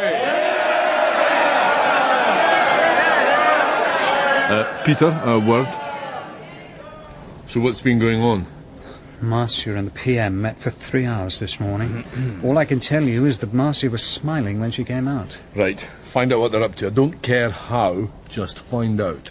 George, Maria is employed as a junior sub-editor in this newsroom, not as George Cragge's personal researcher. You said it was all right. I said it was all right as long as you asked my permission. I didn't mean she could go swanning off whenever you wanted her to. Are you actually any nearer to cracking this story? I'm nearly there, that's a promise. I know I am. I'm nearly there. Well, all right. It's just I'm under a lot of pressure at the moment. I came in this morning and found my deputy had been sacked. Sacked? As part of a cost-cutting exercise by the head of Slash, one Charles Prentice. Why is it that whenever management tries to do anything to the BBC, it ends in chaos? Oh, that's a bit of a deep one for me, Richard. I'm just a humble reporter. George, as one humble reporter to another. Where's Maria? She's just out doing a bit of work for me. She won't be long. Mr. Thresher, how much do you miss politics?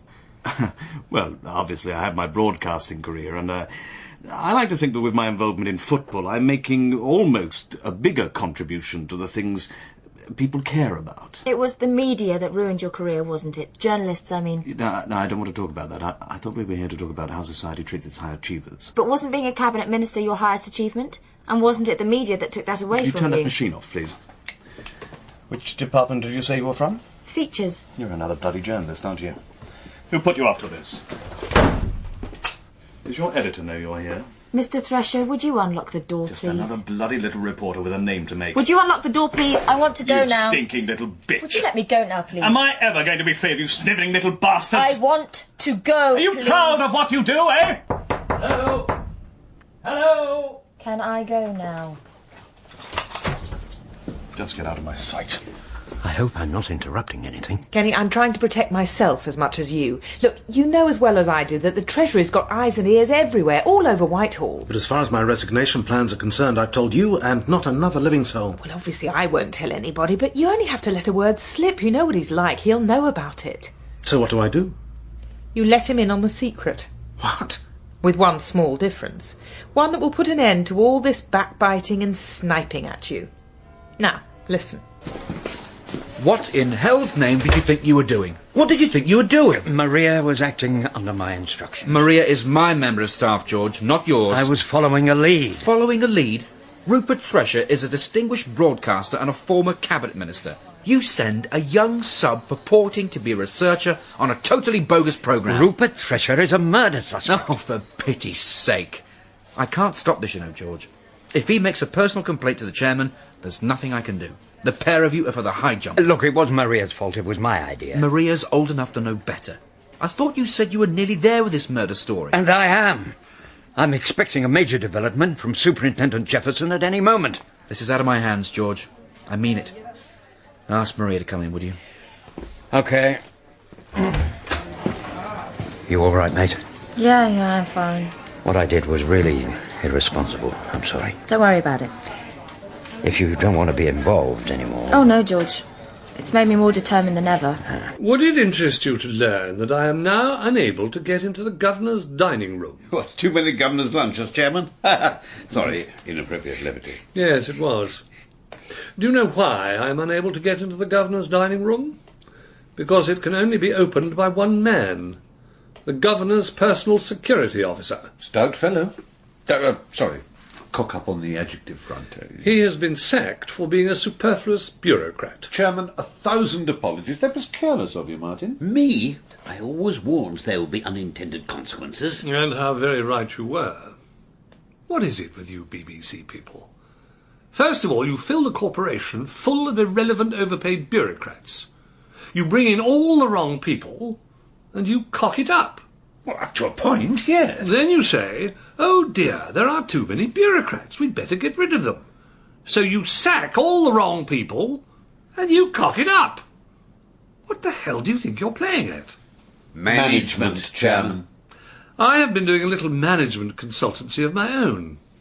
Do you know, according to my researches, you two are the most useless, unproductive, clock-watching, time-wasting profligates in the entire BBC. Oh, that's a very extreme claim, Chairman. But fair, very fair. Gentlemen, the time has come for your distinctive talents to be employed elsewhere.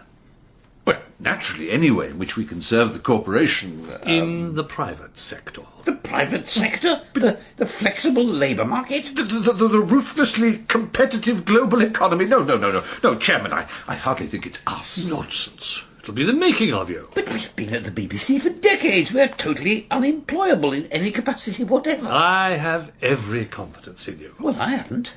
Chaps, you're quite right. You've been at the BBC a long time. And it's only fair, after all that time, that I say, what a pleasure it's been sacking you. You understand, Russell, that I've told no one else, not a living soul. I must confess I'm very surprised. You don't want to believe all this stuff about 10 more years, you know. To deliver 2 full terms for Labour, that's what I said. And within 2 years of the election you'll be standing down? Oh, you know, there's more to life than politics. But don't think I've forgotten the debt I owe to you. I'm here because of you, I know that, Russell. And I'm going to do everything in my power to ease your succession into number 10. I see. I had thought that perhaps your loyalty to Marcia... Russell, Marcia Mallon will not be Prime Minister as long as there is a breath in my body. Don't think I can't see through Marcia.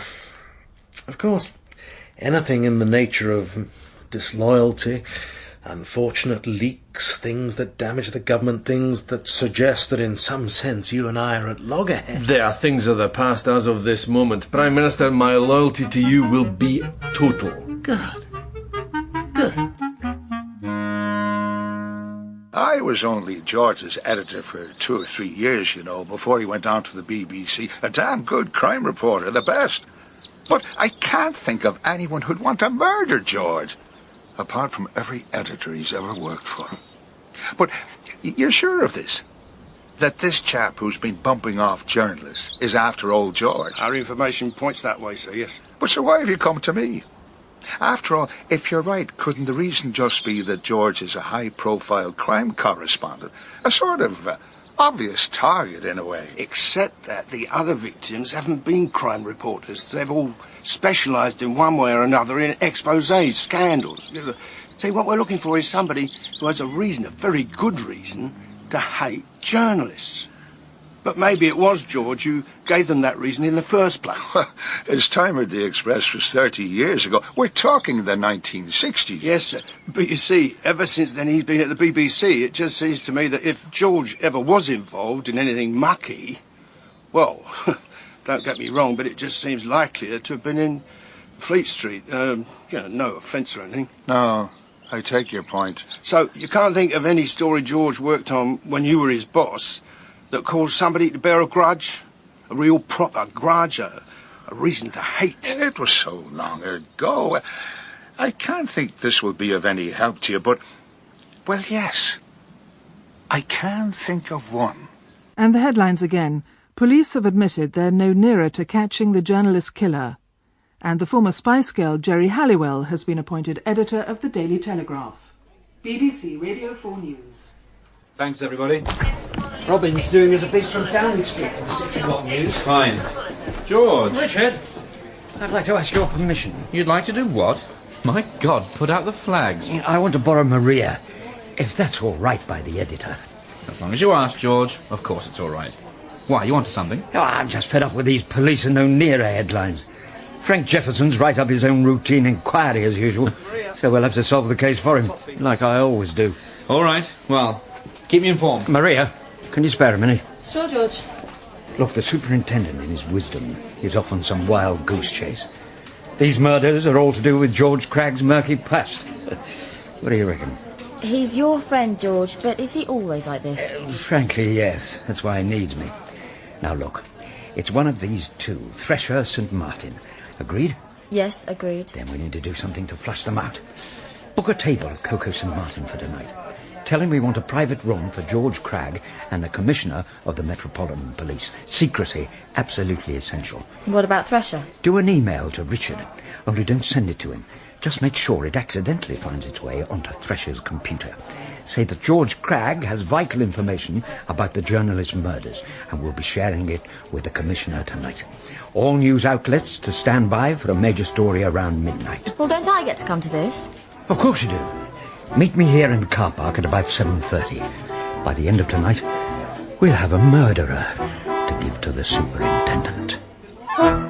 And let me just say this. People say I've done a wonderful job at the Treasury, but So you have, Russell, so you have. But I couldn't have done it without the Prime Minister, my friend and colleague, the Prime Minister. Now, let's get behind him and win the next election.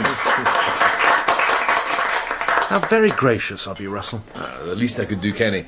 Here's to the future, wherever we may be. Yes, yes, wherever we may be. It would just be nice for once to get there ahead of George Cragge. Well, it was the last story George did before he left the Express. As a matter of fact, a little girl was murdered. Jodie Leith. George talked to me about it. Yeah, it upset him. Yeah. Anyway, I sent George to interview the mother. When she'd just lost her kid? She seemed to trust George. People did. So what happened? I wanted something the other papers wouldn't get. I wanted us to beat the opposition. Well, it was my job. I told George... No, I ordered George to get a photo of the kid. Something the other papers wouldn't get because we were there first. You mean with or without the mother's permission? There was the picture of the child on top of the television. The mother's favourite picture of the kid. Yeah. Well, whilst she was out making tea or something, George... Stole it. He came back to the office, gave me the picture, went out and got roaring drunk, and the next day he resigned. He told me he felt like he was working in a sewer. And you ran the picture? Of course we ran it. On the front page. And the mother? Both parents were devastated. The father died shortly afterwards.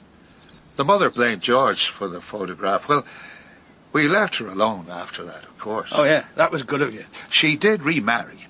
About 10 years later, even had another daughter. But, Superintendent, I can't see what this could possibly have to do with your murder inquiry. If the mother's still alive, she's the same age as I am. Hardly up to serial murder. You're probably right. Oh, just for the record, sir, the daughter, the second one, she'd be in her early 20s now, wouldn't she? I suppose so. I don't suppose you can remember her name, can you? After all this time, Marianne... Mary, Marcia. Maria. She was called Maria. Maria! Maria! The most beautiful sound I ever heard on line 1 for George Cragge. Maria, is that you? All the beautiful sounds of the world in a single word on line 1 for George Cragge. Maria! Come on, love! Maria! Hello, George. You're trying to tell me one of my sub-editors is a murderer? Yes, that's what I'm telling you for the 4th time. Hold on, George, hold on, we're coming, mate. This door, the underground car park. Through here. George! You all right, mate? Yeah, just great, Frank. Oh, I solved the case. Did you? Well done. Good old Frank of the Yard. Late as usual. I don't think I'd come any closer. Oh, look, let's put the gun down and talk things through. Shut up. Well, get on with it then. Oh, I've waited a long time for this. Spare me the death scene from Antony and Cleopatra. Just get on with it. All right, George. This is for Private Eye. This is for the news of the world. This is for every one of you lying, stinking bastards. Goodbye, George. Armed police! Drop the weapon! Armed police! Drop your weapon! Come on, Maria. Give the gun to the superintendent. It's over. It's all over. George, what are these officers doing here? I suggested they might care to drop in, Frank. To arrest the journalist killer. You mean you knew? Of course I knew. I'm the best crime reporter in the world, didn't they tell you? Sorry I couldn't let you in on it, Frank. Armed police, this is your final warning. Throw down your weapon and lie face down on the ground. Maria, if I were you, I'd hate me too. I did resign from the job the day after, you know. You went into journalism just so you could get close to me. 3 times I applied to the BBC before I finally got in. And then when I made it to the newsroom, I thought, well, there's no hurry now, is there? There's plenty more who deserve it as much as he does. Might as well take a few of the others before I get round to George. Come on then. You better give me the gun now. The gun? Oh no, you can't have the gun. The gun's for George. George! George! Oh my God. Get an ambulance! George? George, can you hear me, mate? You gonna be all right? Listen, we've got the full confession. Well done, mate. Even if you did beat me to it, I nearly had you this time. Yeah. Come on, George, you're a survivor. George Cragge? Take more than a bullet to polish you off, wouldn't it? Frank? I'm here for you, George. I'm here, my friend. What is it? Frank? Yes, George? Yes, my old mugger? Frank? Oh, bollocks.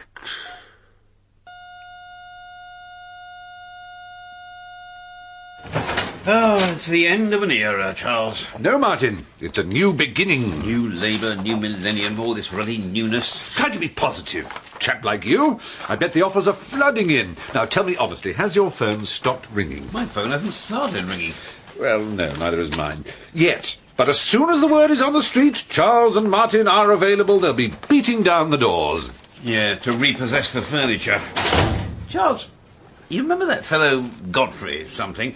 Got fired from religious programmes after that business with the photocopier and the kumquat. Oh, yes. The day they sacked him, he walked straight out of Broadcasting House, stood in the middle of Oxford Circus and yelled, "Hello, world, I'm available." And I bet he got offers. Oh, yes. He had the choice of membership of the Welsh Assembly or selling the big issue in Acton. Martin! Does the private sector really hold any terrors for men of our talent? Yes, he does. Well, perhaps a few minor bijou terrorettes? Come, old friend, this is not the chill wind of change. It's the bracing breeze of opportunity. We take the golden road to Samarkand. Then change at Acton. Oh, Charles, supposing the offers don't flood, the phones don't ring. Hello, world, I'm available. Hello, world, I'm available. BBC Radio 4, the news at 2 o'clock. The Prime Minister has reaffirmed his commitment to what he called the New Labour project for the new millennium. A woman has been remanded in custody after being charged with 5 counts of murdering journalists. The funeral has taken place of the BBC's former crime correspondent George Cragge. And the footballer Vinnie Jones has been made editor of The Spectator.